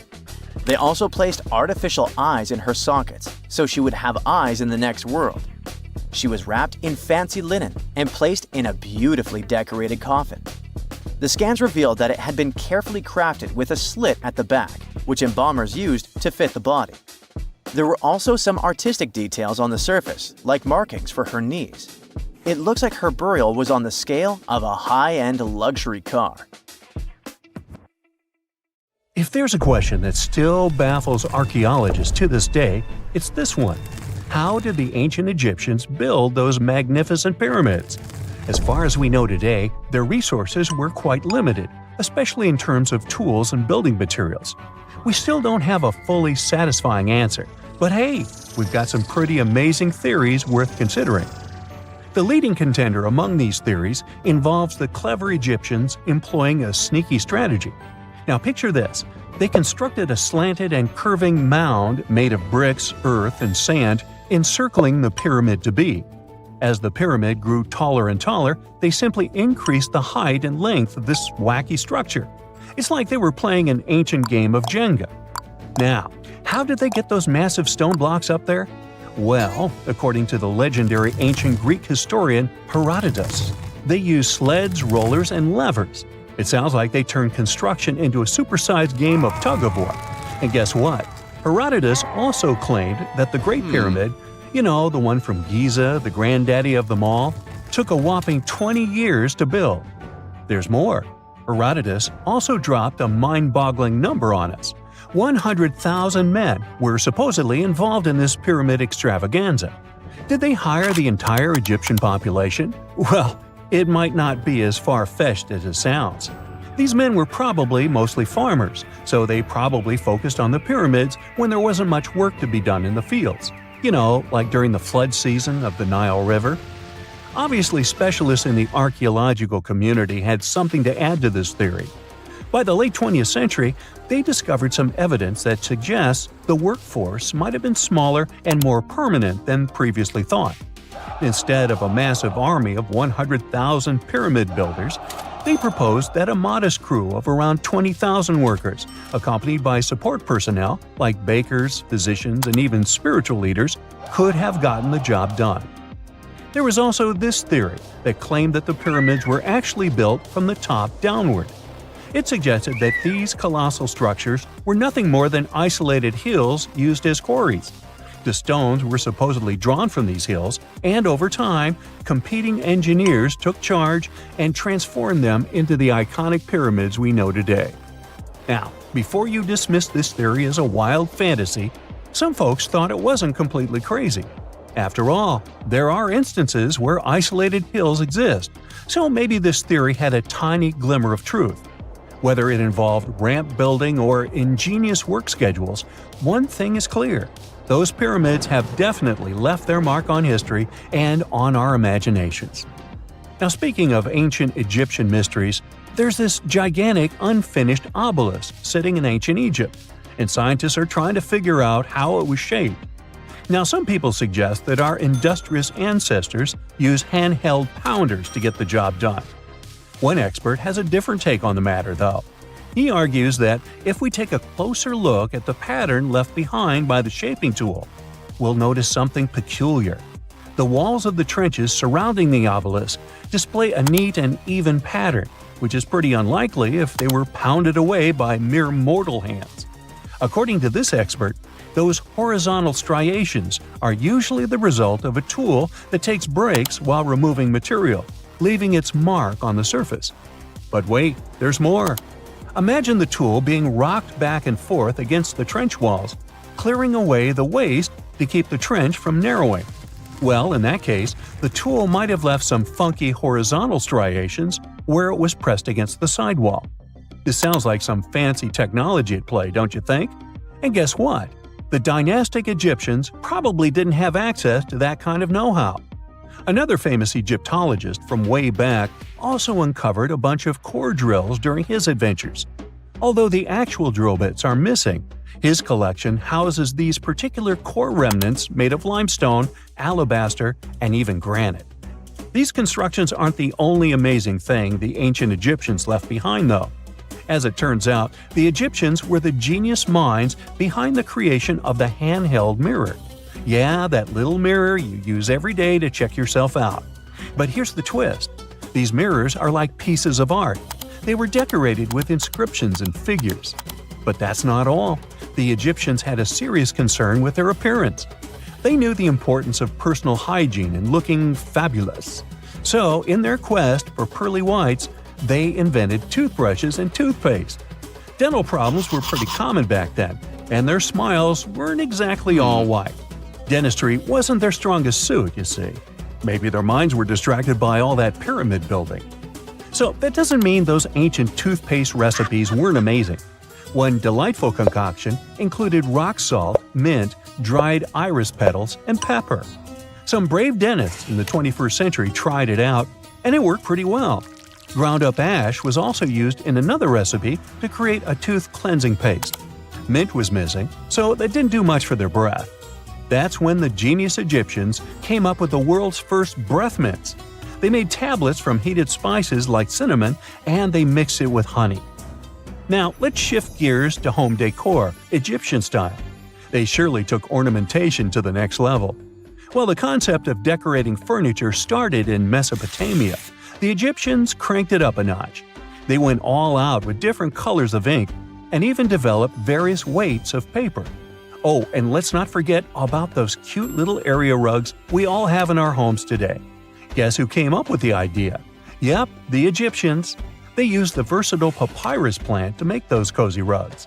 And speaking of trends, the Egyptians loved their knickknacks.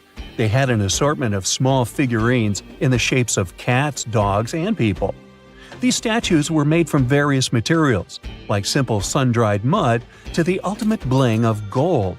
It all depended on how loaded you were. The Egyptians were also all about farming, and they knew that clean water was crucial for their crops and animals. That's why they came up with some nifty inventions and techniques to make sure their land was fertile and their plants were happy. First off, they had the genius idea of using ox-drawn plows. They had two types of plows, heavy and light. The heavy plow would strut its stuff, cutting deep furrows in the soil, while the lighter plow followed behind, fluffing up the earth. But they didn't stop there. After plowing, the Egyptians would break up clumps of soil and sow the rows with seeds. To give those seeds a good old squish into the furrows, they'd march their livestock across the field, effectively closing up the furrows. But hey, all that hard work would be pointless if their seeds were as dry as the Sahara. That's where irrigation comes into play. The Egyptians were so good at it that other cultures, like the Greeks and Romans, couldn't help but copy their techniques. Now let's switch gears and talk about the marvelous architecture of ancient Egypt. These folks weren't just skilled farmers, they were also architectural maestros. They built these fancy canals to carry water to farms and villages, and boy, did they know how to make those canals look pretty. Just imagine strolling along a canal lined with ornate structures. The pharaoh Ramesses the Great was quite the overachiever when it came to construction. One of his mind-blowing creations was the construction located at Abu Simbel.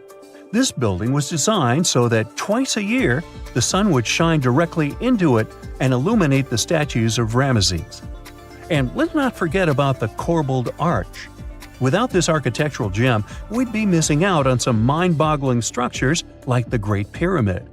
The Egyptians knew how to make things stand tall and proud, thanks to their engineering and construction wizardry. They built grand halls and inner sanctums that make your jaw drop. And some of these temples doubled as astronomical observatories. Let's face it, most ancient tombs have been looted at least once. No matter how scary the rumors could have been, most mummies were open too. but one. This is the Bashiri mummy, and it puzzles everyone so much that nobody dares to see what's inside. Meet Howard, but you must know him already if you're into Egyptian history. He's primarily famous for discovering King Tut's tomb back in 1922. But few people know that before this revolutionary discovery, he had probably found another mummy. It happened in 1919, and it goes by several names, either the Bashiri mummy or the mummy of Pacheri, or the untouchable one. Some reports say that Howard stumbled upon the Bashiri mummy in Luxor's Valley of the Kings, just where he would later find Tut's tomb. Despite this find, not much is known about this particular mummy. The reason why it's still unharmed in any way is not because of some superstitions, but because nobody is sure that they can undo what they do if something goes wrong. The mummy is so intricately wrapped that researchers never unfurled it for fear of irreversible damage. The golden rule of anyone who works with antiquities: if you're not sure you can't make it better or preserve it unchanged, do not touch it. History knows many examples of ancient relics ruined beyond repair, say Ecce Homo, or smiling statue restoration. The delicate fabric that covers the mummy's face has this cool design that kind of looks like a pyramid. The researchers are not 100% sure, but this might be the only one of its kind with that embalming style. But without knowing the ancient technique, it's next to impossible not to ruin the mummy while unwrapping and wrapping it back. Back in the day, people, both experts and looters, would unwrap mummies for all sorts of reasons, mostly to study them. Luckily, these days, we have advanced tech that lets us check out what's inside a sarcophagus without having to unwrap anything. After taking a closer look at the Bashiri mummy, researchers figured out that it belonged to a man who was around 5.5 feet tall and lived during the Ptolemaic era, which makes this mummy roughly 2,300 years old. The Egypt Museum shared that the X-ray scan also uncovered an inscription of the guy's name, but it's a bit tricky to tell if it says Pacheri or Nenu, adding to the intrigue. The museum also pointed out that the fancy casing the mummy is in features all sorts of decorated scenes. You can see the mummy lying on a bed, flanked by deities Isis and Nephthys, along with the 4 sons of Horus. Plus, there are 2 images of the funerary god Anubis at the feet of the casing. By the way, Bashiri mummy is not the only one that has remained untouched.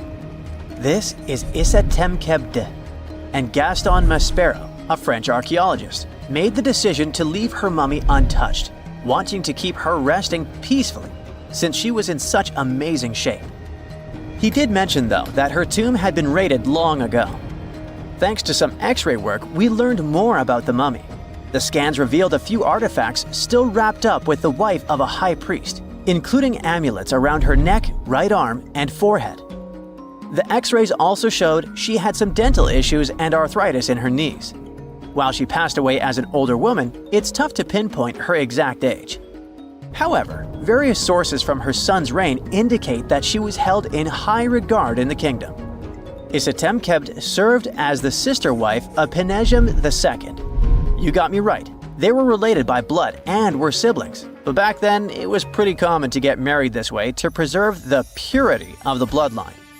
Say that to Habsburg, duh. Their chase for purity only led to inbreeding and the notorious Habsburg's jaw. Right, I guess we should not judge ancient Egyptian rules and morals, but what we can say for sure is that both Bashiri and Isitemkebd were incredibly lucky to stay untouched. The odds were not in King Tut's favor, though. The researchers' work hit him hard. The tomb itself was discovered in 1922, but it wasn't until 1925 that the nested coffins were opened during an excavation. The outer coffin, held together with silver pins, opened up to show another coffin shaped like a mummy, decorated with colorful glass and flower garlands. There were worries about the king's mummy because it had been exposed to moisture. The middle coffin was pretty heavy and didn't have any handles, so they had to be super careful taking it out.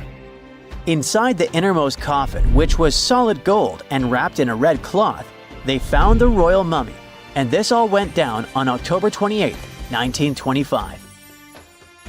Tutankhamun's mummy, measuring about 6.07 feet, fit snugly into the innermost coffin, which was 6.17 feet long. You can already tell there was a problem, right? Imagine how hard it is to extract something as fragile as an ancient dried-up mummy, especially when there's not much room for maneuver. Plus, the mummy looked sus. It was pitch black. Howard Carter, the lead archaeologist of the expedition, estimated that around 2 buckets worth of oils had been poured over the mummy. But care had been taken to avoid the mask and feet. It was made to preserve him better. The body was positioned at a slight angle in the coffin, and there was a noticeable difference in the amount of dark oils on the right and left sides, indicating that the coffin might have tilted while being lowered into the sarcophagus. This oil created moisture inside the coffins, and over time, it reacted chemically, which Carter described as a sort of slow, spontaneous combustion, leading to the carbonization of the linen wrappings. Unfortunately, the combination of heat and moisture took a toll on the mummy's trappings as well. The crooked flail fell apart, the resin scarab cracked, and the threads holding the hands and mummy's bands started to decay, making everything quite fragile. Plus, the oils hardened over the years, effectively gluing the mummy and mask to the coffin's bottom. To try and separate the mummy from the inner and middle coffins, they were placed in the sun for several hours, reaching temperatures of 149 degrees Fahrenheit. Despite this effort, the mummy remained stuck, so the initial examination had to be done right where it was. The first part of Tutankhamun's mummy the researchers checked out was his lower legs and feet, meaning they started the examination from the bottom up. As they peeled back the bandages, they uncovered the first of many treasures wrapped up with the king. They took their time to carefully document and photograph everything they found. The inner layers of bandages were in pretty bad shape, mostly turning to dust, making it tough to figure out how everything was originally wrapped. Still, the overall methods matched what was seen in other nobles' mummies from that time. Lots of folded linen pads were used to shape the torso and thighs. The outer and inner bandages were made from fine linen, while the middle layers were coarser. They had some intricate bandaging around the shoulders and chest with a similar style around the groin. Each limb, along with fingers and toes, which were fitted with gold caps, was wrapped separately. Tutankhamun even wore gold foil sandals on his feet. They hoped to separate the mummy from the coffin by removing the outer bandages, but the resins had stuck the body to the coffin. So, the researchers ended up chiseling it out. To do this, they had to cut the torso in half at the hips and disarticulate the arms to continue unwrapping. Each part was treated with hot paraffin wax for stability, and later the hands and feet were reattached with resin. Finally, they used hot knives to detach the head from the mask. To check the teeth, it was decided to make an incision around the jaw and neck, which was later fixed with resin. So technically, the scientists did all they could to preserve the mummy, but still, in a way, it ended up being damaged beyond repair. What do you think? Should they have left it in the coffin? Or did they do the right thing? Let us know in the comments. You have heard about Nikola Tesla. You have definitely heard about the Great Pyramids in Egypt. But what if I told you that Tesla may have probably uncovered the ancient mysteries surrounding the pyramids? Wait, what? Is this a crossover episode? Nope. It's highly probable that the secrets of the pyramids are hidden in plain sight. But first, let's recap what we know about the pyramids. What's so mysterious about them? I mean, they are just old quirky buildings, aren't they? One of the biggest questions is how they were built. Some people think that the pyramids were created by people using only their hands and muscles. But others think that there might have been some kind of crazy energy source that we don't know about yet. Like, what if aliens helped out or something? Just kidding. But this idea of some unknown energy source being used to build the pyramids has been around for ages. Even in old texts, like the pyramid texts, it talks about how the gods gave us something to build a great power. So maybe there was something really powerful and mysterious going on back then? Who knows? Back in the early 1900s, he got obsessed with the Great Pyramids of Egypt. He read numerous books about these ancient structures and was blown away by how much energy they seemed to have. At that time, not many people knew much about electricity, and Tesla started to wonder if there was some kind of advanced tech hidden in the pyramids.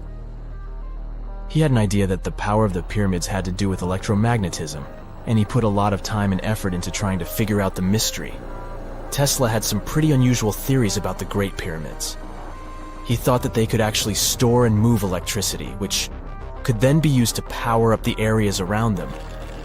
He also had this theory that the pyramids were built using some kind of crystal energy.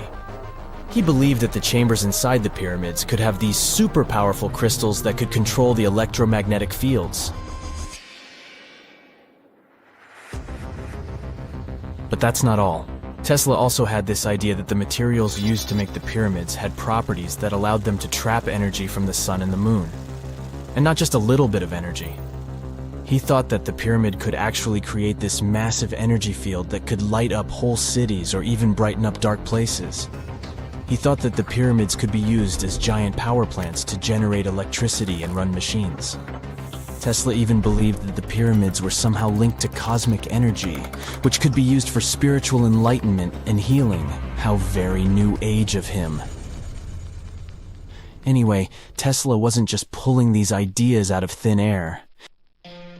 He was seriously into studying everything he could about the pyramids, from ancient artifacts and texts to hieroglyphs and drawings. And he came up with this idea that the pyramids were designed to be energy amplifiers, and some kind of unknown energy source was used during their construction. Some people thought Tesla was eccentric for coming up with these theories, but his ideas have actually had a huge impact on the way we think about the pyramids today. Researchers and scholars have been digging into his theories for years and using them to uncover some of the biggest mysteries surrounding these ancient structures. For example, recently scientists have used theoretical physics to investigate how the Great Pyramid of Egypt would react to certain radio waves. They found out that if the radio waves were a certain length, the pyramid could concentrate the energy inside its rooms and focus it under its base. The scientists did lots of calculations to figure this out. They first thought about what radio wavelengths would work best.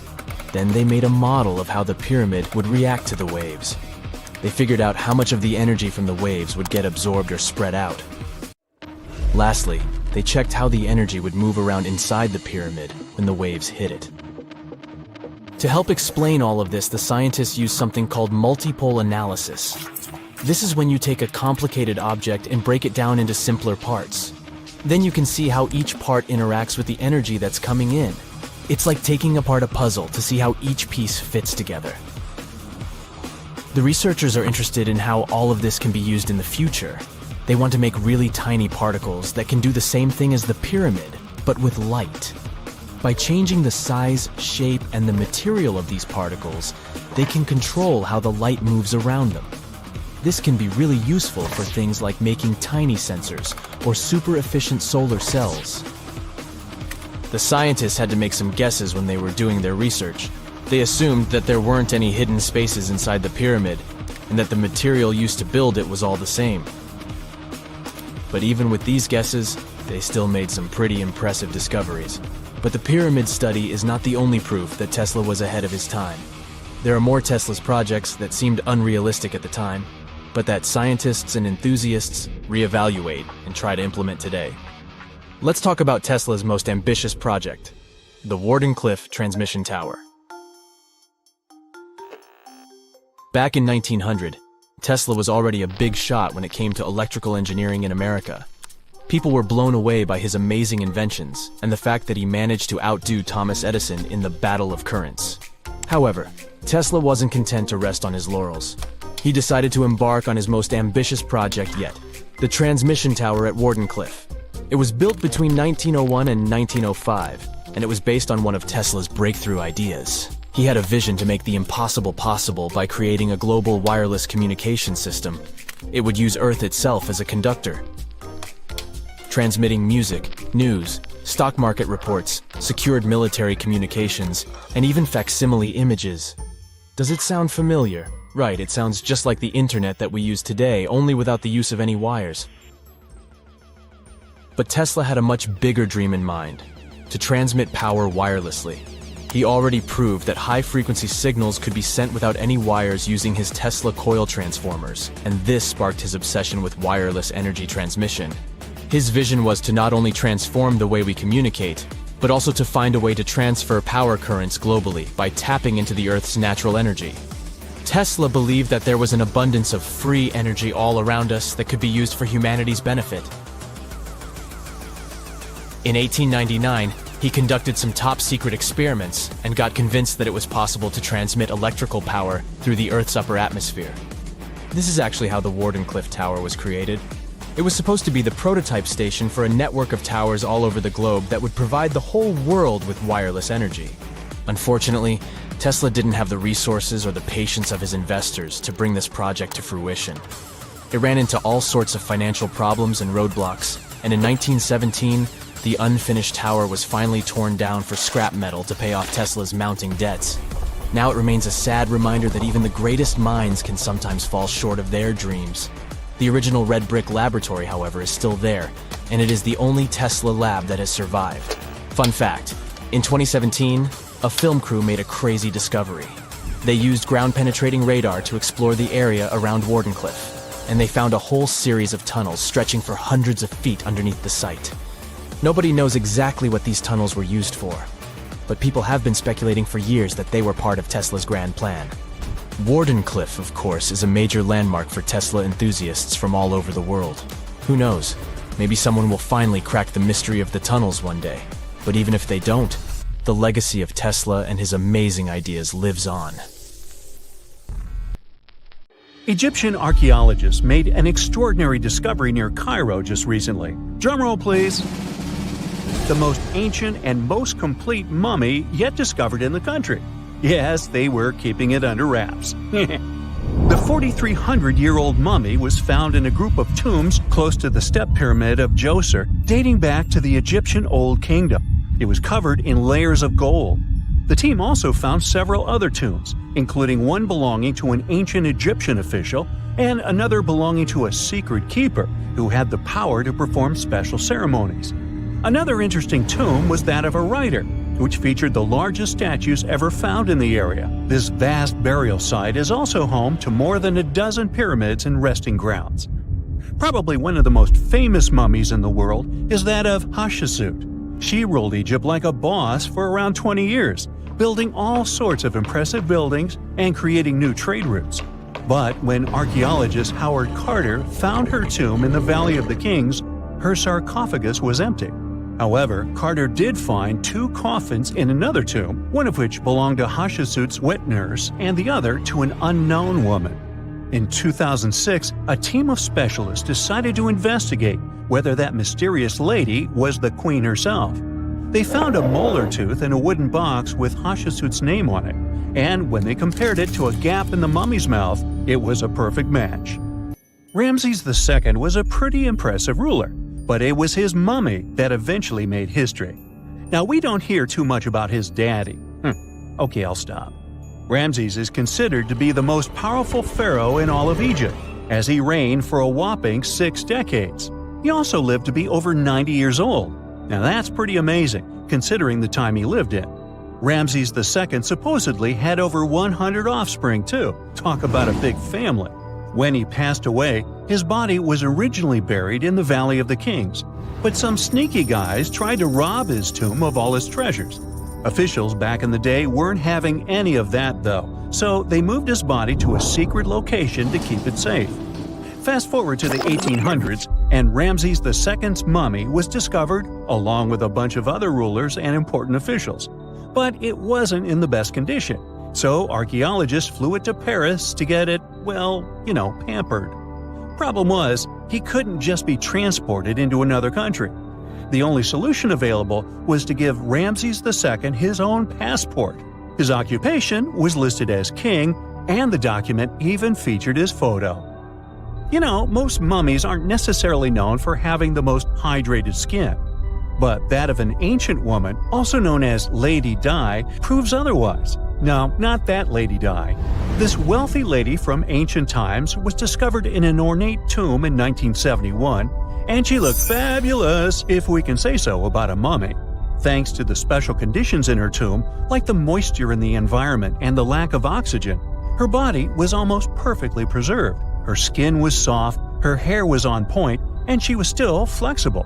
The museum that now proudly displays her mummy also shows a ton of fancy items that were buried with her, like dinnerware and musical instruments. Archaeologists investigated the mummy further and discovered that she passed away from a heart attack at around 50 years old. Even though it hasn't been around for over 2,000 years, Lady Di is still making history. The mummy of Otzi the Iceman was discovered in the Alps in 1991. Austrian authorities initially thought he was a modern mountaineer because he was so well preserved. Turns out, he was actually from the Copper Age. He was found in a mountain pass over 10,000 feet above sea level. Through studying his mummy, we've learned so much about life in Copper Age Europe. For example, we know that he was a native of Central Europe and enjoyed eating meat. He also suffered from arthritis, narrowing arteries, and intestinal problems. But he likely used acupuncture and medicinal herbs to treat these conditions. And apparently, he was pretty handy with tools. He sharpened them just days before his untimely demise. Who knows if he was expecting trouble or just getting ready for some routine work. Now, King Tut and his story is most likely the one that made all mummies famous. This pharaoh passed away at the young age of 19, more than 3,000 years ago. But his mummy is still one of the most well-known in the world. When his tomb was opened in 1922, people went wild because it was still intact, unlike many other royal tombs. It had some seriously blinged-out coffins, including one made of solid gold. Not only did Tut's tomb give us a glimpse into ancient Egyptian history, but his mummy also taught us a lot about the time he lived in. DNA analysis helped identify his parents and revealed that the pharaoh had a rare bone disorder that might have made walking a bit tough. Now, Ginger is most likely one of the coolest mummies you'll ever hear about. He's like a time traveler from 5,000 years ago who's still looking fly with his golden hair and perfectly preserved nails. Ginger was discovered in Egypt and is believed to be the earliest known mummified body. Before people even knew about mummification, they used to place bodies in shallow graves in the hot, dry sand. And since the sand absorbed all the water, bacteria couldn't reproduce and the body was preserved naturally. Now, scientists are not sure if Ginger's preservation was intentional or not, but since he was buried with some pottery vessels, it's likely that whoever buried him knew some serious preservation techniques. If you want to meet Ginger in person, he's currently chilling at the British Museum. One Dutch art collector bought a statue from Asia and ended up finding a weird discovery. The statue contained a mummy hidden inside. Unfortunately, the body was too fragile to move, so they had to leave it there. The coolest part is that this mummy is over 1,000 years old and was on display for 200 years before being encased in the statue. When scientists did a CT scan, they found out that the mummy was filled with paper scraps covered in writings. Experts think he might have done this thing called self-mummification, which is a pretty intense process involving a special diet and tea that makes your body less prone to bacteria. Only a few people could handle this ritual, and those who managed to do that were seriously respected. No other Egyptian queen has baffled scientists and historians like the stunning Nefertiti. Based on her statues, she was known for her slender neck, wide eyes, and high cheekbones. Her name translates to "the beautiful woman has come." Talk about living up to your name, huh? Even though she wasn't a pharaoh herself, Nefertiti still managed to leave a lasting impression. Written records suggest that, as a wife and queen, she held an incredibly influential role. Because of her power, she was indeed admired, but she also managed to make quite a lot of enemies throughout her life. She was also related to King Tut, but not biologically. Rather, she was his stepmother. So far, locals have yet to identify her mummy, but that may soon change. A local Egyptologist who has been busy excavating tombs in the Valley of the Kings has found two mummies that he believes could be Nefertiti and her daughter. According to specialists, we may soon finally get a definitive answer about the identity of these two mummies. And if one of them does turn out to be Nefertiti, we could be in for a real treat. DNA analysis and CT scans of the mummy could give us the most complete and accurate image of the queen that we've ever seen. It's crazy to think that we've only scratched the surface of what lies beneath modern-day Egypt.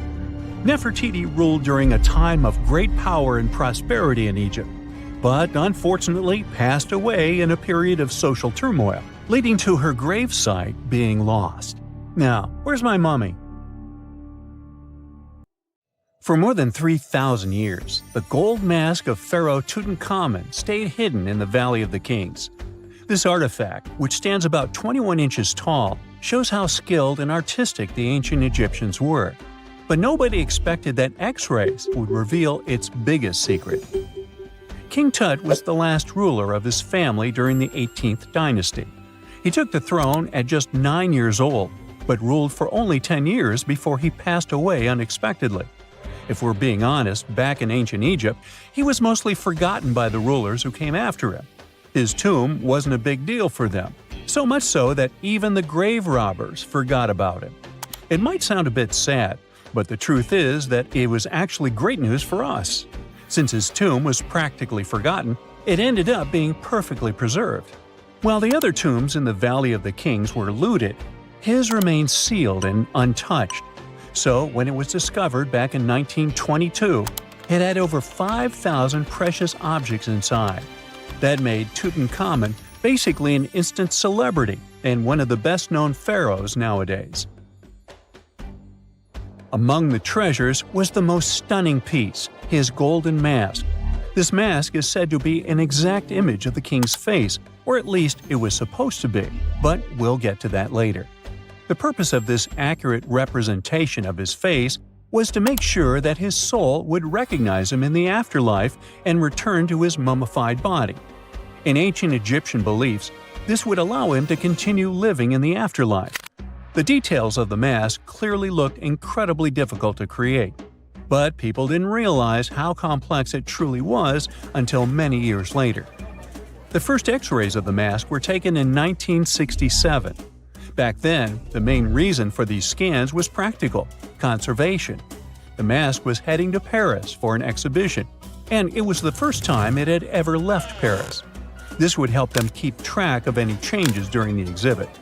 Plus, the images could give clues about how the mask was made, but back then, they probably didn't fully realize just how complex its construction was. I mean, Egyptian goldsmiths didn't use modern soldering techniques. So, how did they make this mask? New X-rays taken in 2007 gave us some answers. It turned out the Egyptians didn't use pure gold, which is 24 carats. The mask was actually made of 23-karat gold, meaning it was mixed with another material. So, specialists discovered that the gold sheets contained a small amount of copper, a reddish-brown metal. This was likely done to make the material more flexible and easier to shape. They would then shape the gold sheets by heating and hammering them over and over again. But there was one more secret inside the mask that wasn't discovered until 2015.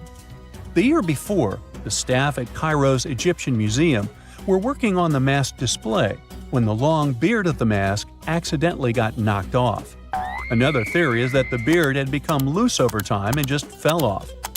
Either way, the fact that King Tut's beard came off caused a lot of stress.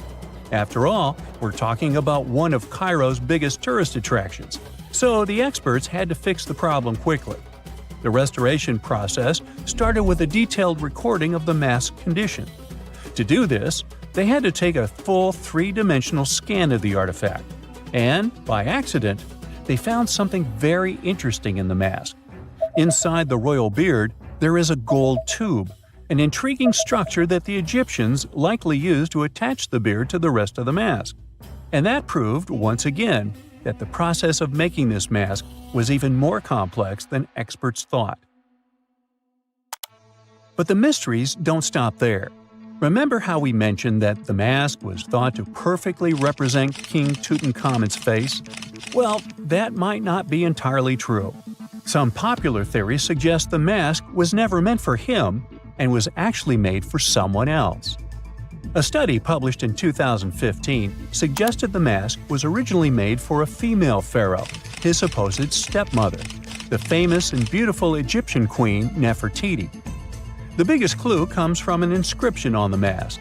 At first glance, it seemed to belong to Tutankhamun, but after a close examination, researchers noted that something else was actually written underneath King Tut's name. The royal name stamp seems to have been altered, and originally it had something written on it that translates to Queen Nefertiti. There is another feature of King Tut's golden mask that was overlooked for years, which adds even more mystery. As we mentioned earlier, experts believe he wasn't respected much by the pharaohs who came after him. And one of the clues that made archaeologists think this is the pierced ears on the mask.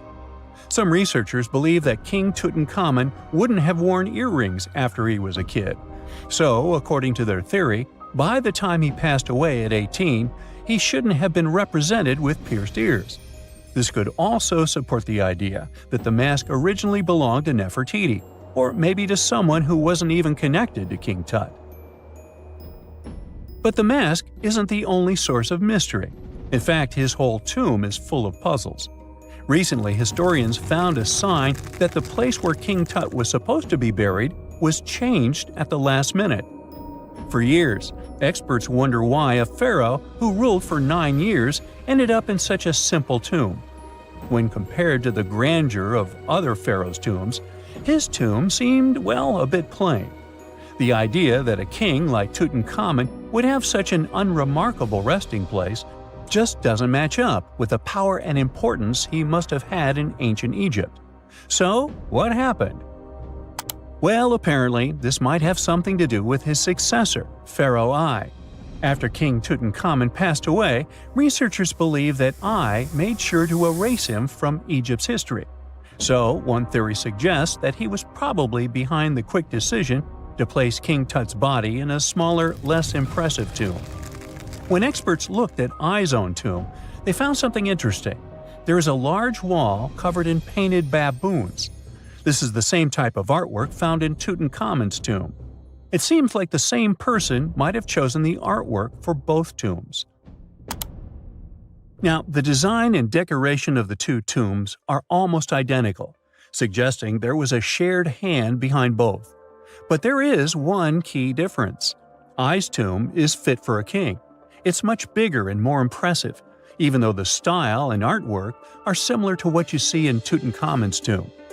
So the theory suggests that I decided what went into both tombs. Since Tut passed away unexpectedly at a young age, his grand tomb wasn't finished in time. Normally, pharaohs start building their tombs while they're still alive to make sure everything is perfect.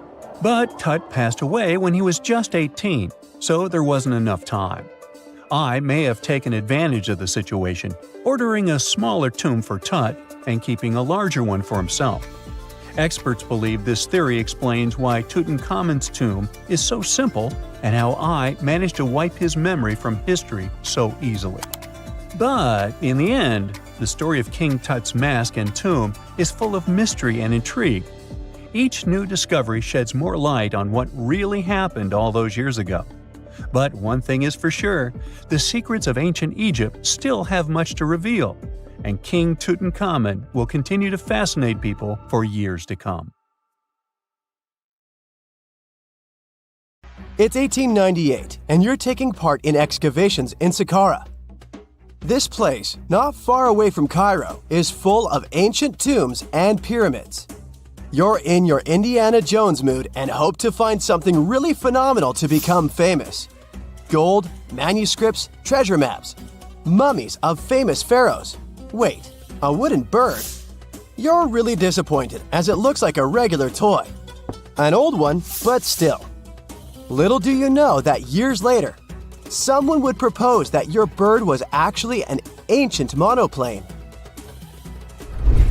So the artifact, nicknamed the Sakara bird, is made of a sycamore tree.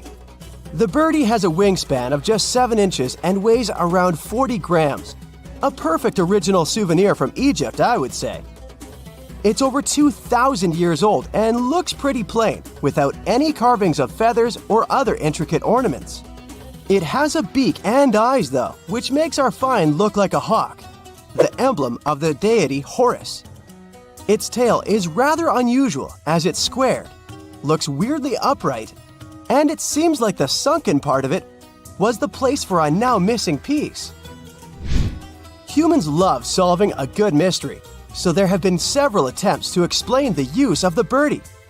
First, quite simply, is that it was a ceremonial object. The second idea is that it was a toy for a child from some well-off family. It could have been some sort of boomerang, which was a popular concept in ancient Egypt. Then there was a theory that the bird had been used as a weather vane, but this one has been debunked as the figure doesn't have any holes or markings, except for the one made at the museum in Cairo to fix the exhibit on a stick. So there was no way to hang it in the past. Almost a century after the bird was found, Egyptologist Dr. Khalil Masiha proposed a new theory that it could have been a model of a monoplane. He believed the bird was missing a horizontal tailplane. Otherwise, it had its wings set at a right angle, similar to that of modern planes. It could have worked to generate the aerodynamic lift necessary for flights. Dr. Masiha also claimed that it was common at that time to place miniature models of technological inventions in tombs. So, did the ancient Egyptians really invent the plane in 200 BCE? That would make the Wright brothers, who are considered the inventors of aviation, really upset. They made one of their first flights only in 1903. There's just one way to know for sure, and that is to test the model. But you know, the ancient museum in Cairo would unlikely let one of their cherished exhibits fly around like a toy. That's why glider designer Martin Gregory built a similar model, this time of balsa wood, and concluded that even with the missing tailplane, the plane wasn't much of a flyer. Case solved? Not really. This didn't sound convincing enough to the History Channel, so they invited an aerodynamics expert to build another replica of the bird. He tested it in weather conditions similar to those in Egypt and was impressed with the little plane's abilities. So, if they did invent the prototype of a plane back in the times of pharaohs, it would be a good example of an oupart. That's an out-of-place artifact, an object that's way ahead of its time in terms of technology or history. And the Sakara bird isn't the only example of such a revolutionary concept. In 1901, a group of divers retrieved the Antikythera mechanism from an underwater shipwreck near the Greek island of Antikythera. It's been dubbed the world's first analog computer, and it's currently dated around 100 BCE. The bronze mechanism could tell the position of the sun, moon, planets, and stars, as well as the lunar phase, the dates of upcoming solar eclipses, and even the speed at which the moon moves through the sky. No one's sure who used it and how or where it was made, but it's obvious that it's extremely precise and way too advanced for its time. The first flushing toilets in the world were invented in the middle of the 20th century. Just kidding. The ancient Minoans on the Mediterranean island of Crete and the Indus Valley civilization both came up with this brilliant invention at the same time, around 4,000 years ago. The plumbing and sanitation were so well done that no one managed to design anything better until 2,000 years later. One ancient Minoan lavatory was discovered at the Palace of Knossos. It looks like it had a wooden seat set over a tunnel that directed water from a rooftop reservoir to an underground sewer. Other varieties got water from jugs. Only the super rich people could afford all this glory. So if you wanted to shop for real estate back then, the flushing toilet would be a telltale sign you were in the rich neighborhood. Automated doors became a cool, seemingly new invention back in 1931. But the technology behind them is actually much older. Think the 1st century CE old. Mathematician and engineer Heron of Alexandria came up with a hydraulic system to open and close temple doors. To bring it into action, you need to light a fire to produce heat. There was a brass pot under the fire, half filled with water. The inventor connected the brass pot to containers that acted as weights. When the fire was burning, the water moved into the containers. They went down and pulled the ropes. It was nothing like a supermarket door that opens in front of you before you even have time to think. Heron's door took hours to open, and there was no way to stop the process. That's why they only opened the doors once a day before people entered the temple, to add some mysticism at the temple during ceremonies. Spooky. Looks like the first ever battery was invented in Baghdad around 2,000 years ago. A German archaeologist found this oval-shaped clay jar in 1938. Scientists are still not sure what purpose it served and who exactly invented it. There is a theory that it was used for electroplating objects with precious metals. When they filled it with a weak acid like vinegar, the battery produced around 1 volt of electricity. Another theory says it was a vessel for sacred scrolls. Would you like to buy contact lenses designed by Leonardo da Vinci himself? In 1508, he invented a glass lens with a funnel on one side. You were supposed to wear it with water inside to improve your vision. Sounds a bit uncomfortable, doesn't it? So, around a century later, French scientist René Descartes decided to improve the idea and make the cornea contact the future lenses. Contacts because they contact your eyes, get it? The glass tube with liquid did help improve vision, but blinking was sadly impossible. 2.5 centuries later, new technologies in the glass industry let scientists design contacts that would fit in the eye and even let the wearer blink. Thanks, guys! Still, those lenses were made of heavy blown glass and didn't let the eye breathe. About 50 years later, contacts became plastic, lightweight, unbreakable, and scratch-resistant, but still covering the entire eye. And then, in 1948, an English optical technician accidentally sanded down a plastic lens and figured out they'd still be in place even if they covered only the cornea. Imagine you're living in 19th century London and need to send a message to New York. It would have taken about 10 days to get there by ship. So when delivery time went from days to hours in 1858, it was a true sensation. The first message was sent by Queen Victoria herself.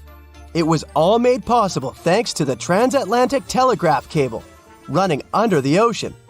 Sadly, the new cool invention only lasted a few weeks. It took years to bring it back to life. Most people know that pyramids were built as grand tombs for the pharaohs, designed to ensure they had a smooth journey to the afterlife. The Great Pyramid of Giza, for instance, was constructed for the pharaoh Khufu. But what most people don't know is that this whole pyramid building trend started right here with the step pyramid of Djoser about 4,700 years ago. This massive structure was built for Pharaoh Djoser, a ruler from Egypt's 3rd dynasty. It rises 7 layers high above the ground and stands about 200 feet tall. We think of it today as a phenomenal architectural project, but for ancient Egyptians, the step pyramid of Djoser turned out to be more like a massive experiment, a trial run, if you will, to perfect their building skills before they moved on to even more ambitious pyramids. Reaching new heights is super exciting, but the real mystery is what is going on below the ground. In this pyramid's underground labyrinth, there is a network of tunnels stretching about 3.5 miles long, and some researchers believe these tunnels might have been part of a sophisticated water system that could completely change what we think about pyramid construction.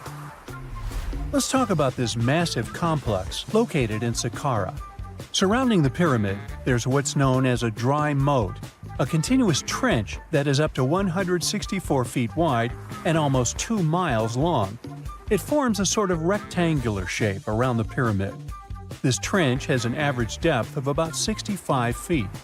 Now, if you were to add up all the earth and rock they dug out to create this moat, it would be about 10 times the volume of the step pyramid itself.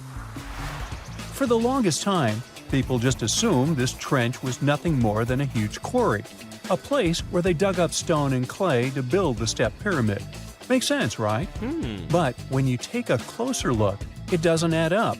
The trench is too narrow and deep to be practical for mining, and its layout doesn't match anything we know about ancient Egyptian quarrying methods. Plus, some sections of the trench are actually covered with a rocky ceiling, which would have made it nearly impossible to use as a quarry. Another theory suggests that the dry moat had some kind of spiritual significance. Maybe it was a sacred place, where souls of nobles gathered to serve the late king in the afterlife. There are even niches in the walls that work as a hint at this spiritual function. But most researchers believe that this purpose likely developed much later, long after the complex was built for Djoser. So what was the moat really designed for? In 2020, a researcher came up with a pretty intriguing idea. It is possible that this trench was actually designed to collect and manage water, especially after heavy rainfalls. Now, that makes sense when you consider the location. The moat sits in an area that could easily have been flooded by runoff water from nearby plains. This could also explain why the trench wasn't used for new graves until much later when the climate became drier and less prone to flooding. The story becomes even more intriguing, as this trench appears to be part of a larger, more complex hydraulic system within the Djoser complex. It is like the trench has several compartments, carefully carved out of the rock and connected by tunnels. These compartments likely served as a part of a water treatment system, where water would flow from one compartment to the next, getting cleaner as it moved along. Now, here is where things start to tie into the pyramid itself. The Djoser complex has a series of underground shafts, and some researchers think that water from the moat's deep trench might have been used to power a hydraulic lift system, and this giant water-powered elevator could have been used to raise the heavy stones needed to build the pyramid. It worked like a volcano, but instead of lava, water did the heavy lifting. Imagine a big deep hole in the ground at the center of the pyramid site. Inside this hole, there was a huge wooden platform, kind of like a giant raft that could move up and down. When the workers wanted to lift a heavy stone, they would fill the hole with water. As the water rose, the wooden platform started to float up, carrying the stone with it, almost like a giant water-powered elevator. When the stone reached the right height, the workers slid it off the platform and onto the pyramid. The idea is that water from the deep trench, after being cleaned and filtered, would flow into these shafts. A massive float, possibly made of wood, would then rise as the water filled the shaft, lifting the stones up to where they were needed for construction. Once the stone was in place, they'd let the water out, lowering the platform back down to the bottom, ready to lift the next stone. This fancy hydraulic lift system could have been a game changer, making the whole building process a lot faster and more efficient without using a lot of workforce. It is like the ancient Egyptians were already embracing the whole idea of work smarter, not harder. But of course, not everyone is on board with this theory. Some experts argue that the area where the step pyramid of Djoser was built couldn't have held enough water from occasional rains to maintain such a fancy hydraulic system.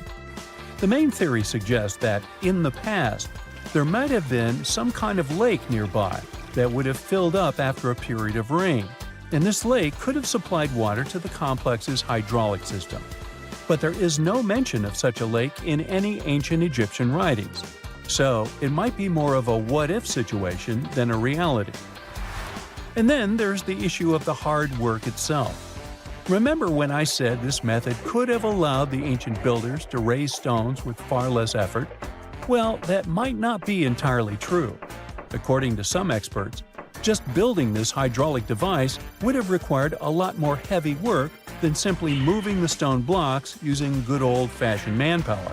And let's not forget, the step pyramid of Djoser is like a baby pyramid compared to those that came later. The stones used for Djoser's pyramid weighed, on average, about 660 pounds each, which is nothing compared to the more than 2.5-ton blocks used later for the pyramid of Chephren. If this cool water lift theory gets completely ruled out, we still need to explain how this pyramid was built in the first place. To answer that, we need to rewind a bit and talk about the original plans. See, before Djoser's tomb became a pyramid, the idea was to construct a simple mastaba. This type of tomb was pretty common in earlier periods, a flat-roofed rectangular structure with sloping sides. But after the original mastaba was finished, they decided to expand it a bit by adding more layers on top.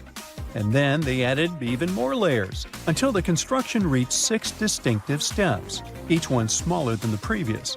And they probably did all this by raising those heavy stones using ramps, not a water-powered elevator. There is still so much we don't know about the step pyramid of Djoser. More research is definitely needed to fully understand how this system worked, or if it even existed at all.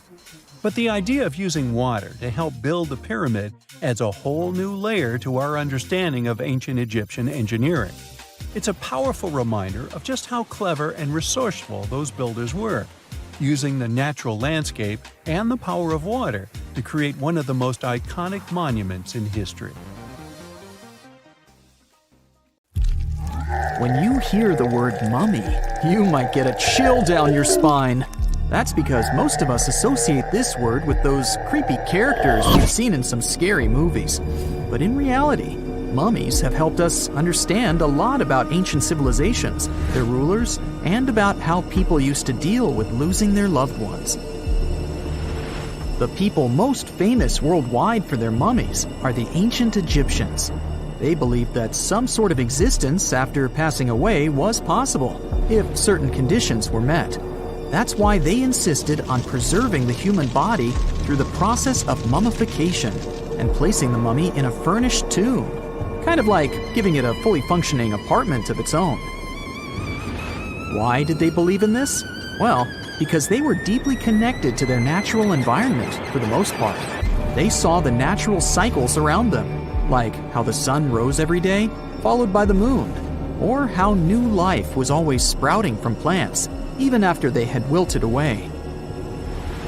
They also believed that the powerful spirit Osiris, who represented the cycle of passing away and resurrection, played a role in this process. To prepare for the afterlife, the ancient Egyptians followed certain rituals, like mummification, which involved using materials like honey, resins, and incense to preserve the body. There's no other mummy more popular than that of King Tut. He was a young pharaoh who ruled over 3,000 years ago in Egypt. The problem with discovering ancient royal tombs is that most of such burial sites were previously robbed. People knew ancient rulers had been left with many valuable belongings, so those locations became vulnerable to thieves. When King Tut's tomb was opened in 1922, people were excited because it had not been robbed, like many other previously discovered royal tombs. That's how well hidden it was. Inside, his mummy was encapsulated in a total of 3 coffins, including one made of gold. The objects found in his tomb showed us what ancient Egypt was like, and studying his mummy also helped us learn about the culture and practices popular at the time when he passed away. We also learned about his family by looking at his DNA.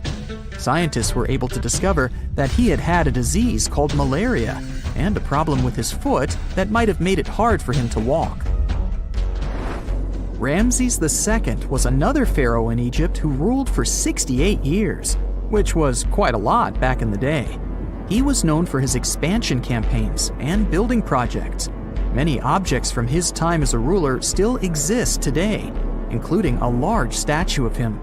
Ramses II was about 6 feet tall and lived to be about 90 years old. After looking at his mummy, scientists concluded that he may have had a medical condition that affected his spine. Now, remember those thieves I mentioned before? They are probably the reason why Ramses II ended up in a plain coffin in a secret collection of royal mummies at Deir al-Bahari, which was rediscovered in 1881. Thankfully, archaeologists were able to identify him because his journeys had been recorded on his wrappings. The process was really tedious too. In fact, in ancient Egypt, The mummification process could take a staggering 70 days to complete.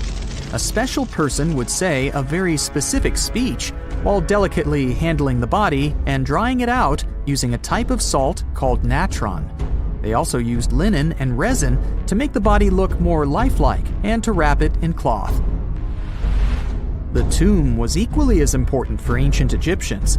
The walls of King Tut's tomb, for example, were adorned with intricate artwork that depicted his journey to the afterlife, from his burial procession to his passage through the underworld. The ancient Egyptians believed that everyone made this journey after passing away, and they filled their tombs with items and paintings to help the person in their spiritual travels. Additionally, the walls of the tomb were decorated with spells from a special book, which contained a collection of poems that the Egyptians believed would help people reach the afterlife.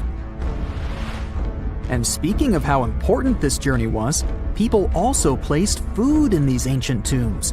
In King Tut's tomb, archaeologists discovered 36 jars of vintage beverages and 8 baskets of fruit, which were believed to be left there to help him in his journey to the afterlife. The Egyptians believed that traveling to the afterlife took a really long time, so they left a lot of supplies, such as food and water, to sustain their loved ones. Pharaohs also generally had numerous luxurious garments and beautiful jewelry in their tombs to ensure that they would have a fashionable journey. These items included various types of linen clothing, such as tunics, scarves, gloves, and headdresses, as well as a lot of gold jewelry with precious stones, like bracelets, buckles, pendants, necklaces, rings, and even precious depictions of insects for protection. Some were also deposited with fans made from ivory and ostrich feathers to keep them cool in the afterlife. Some ancient rulers were even placed in their forever apartments along with boats. For example, Pharaoh Khufu built the Great Pyramid at Giza as his tomb, and a large ship was found inside. King Tut, however, was buried with multiple boat paddles, but no actual boat. Instead, he had 3 chariots and numerous walking sticks made of precious materials, perhaps indicating he'd rather travel to the beyond by land, not by water.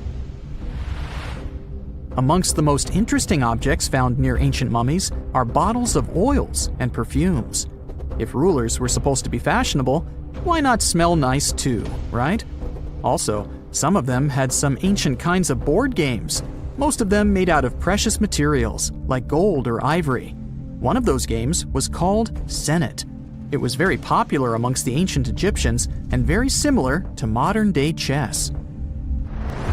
The ancient Egyptians may have the most famous mummies out there, but they weren't the first to invent the procedure.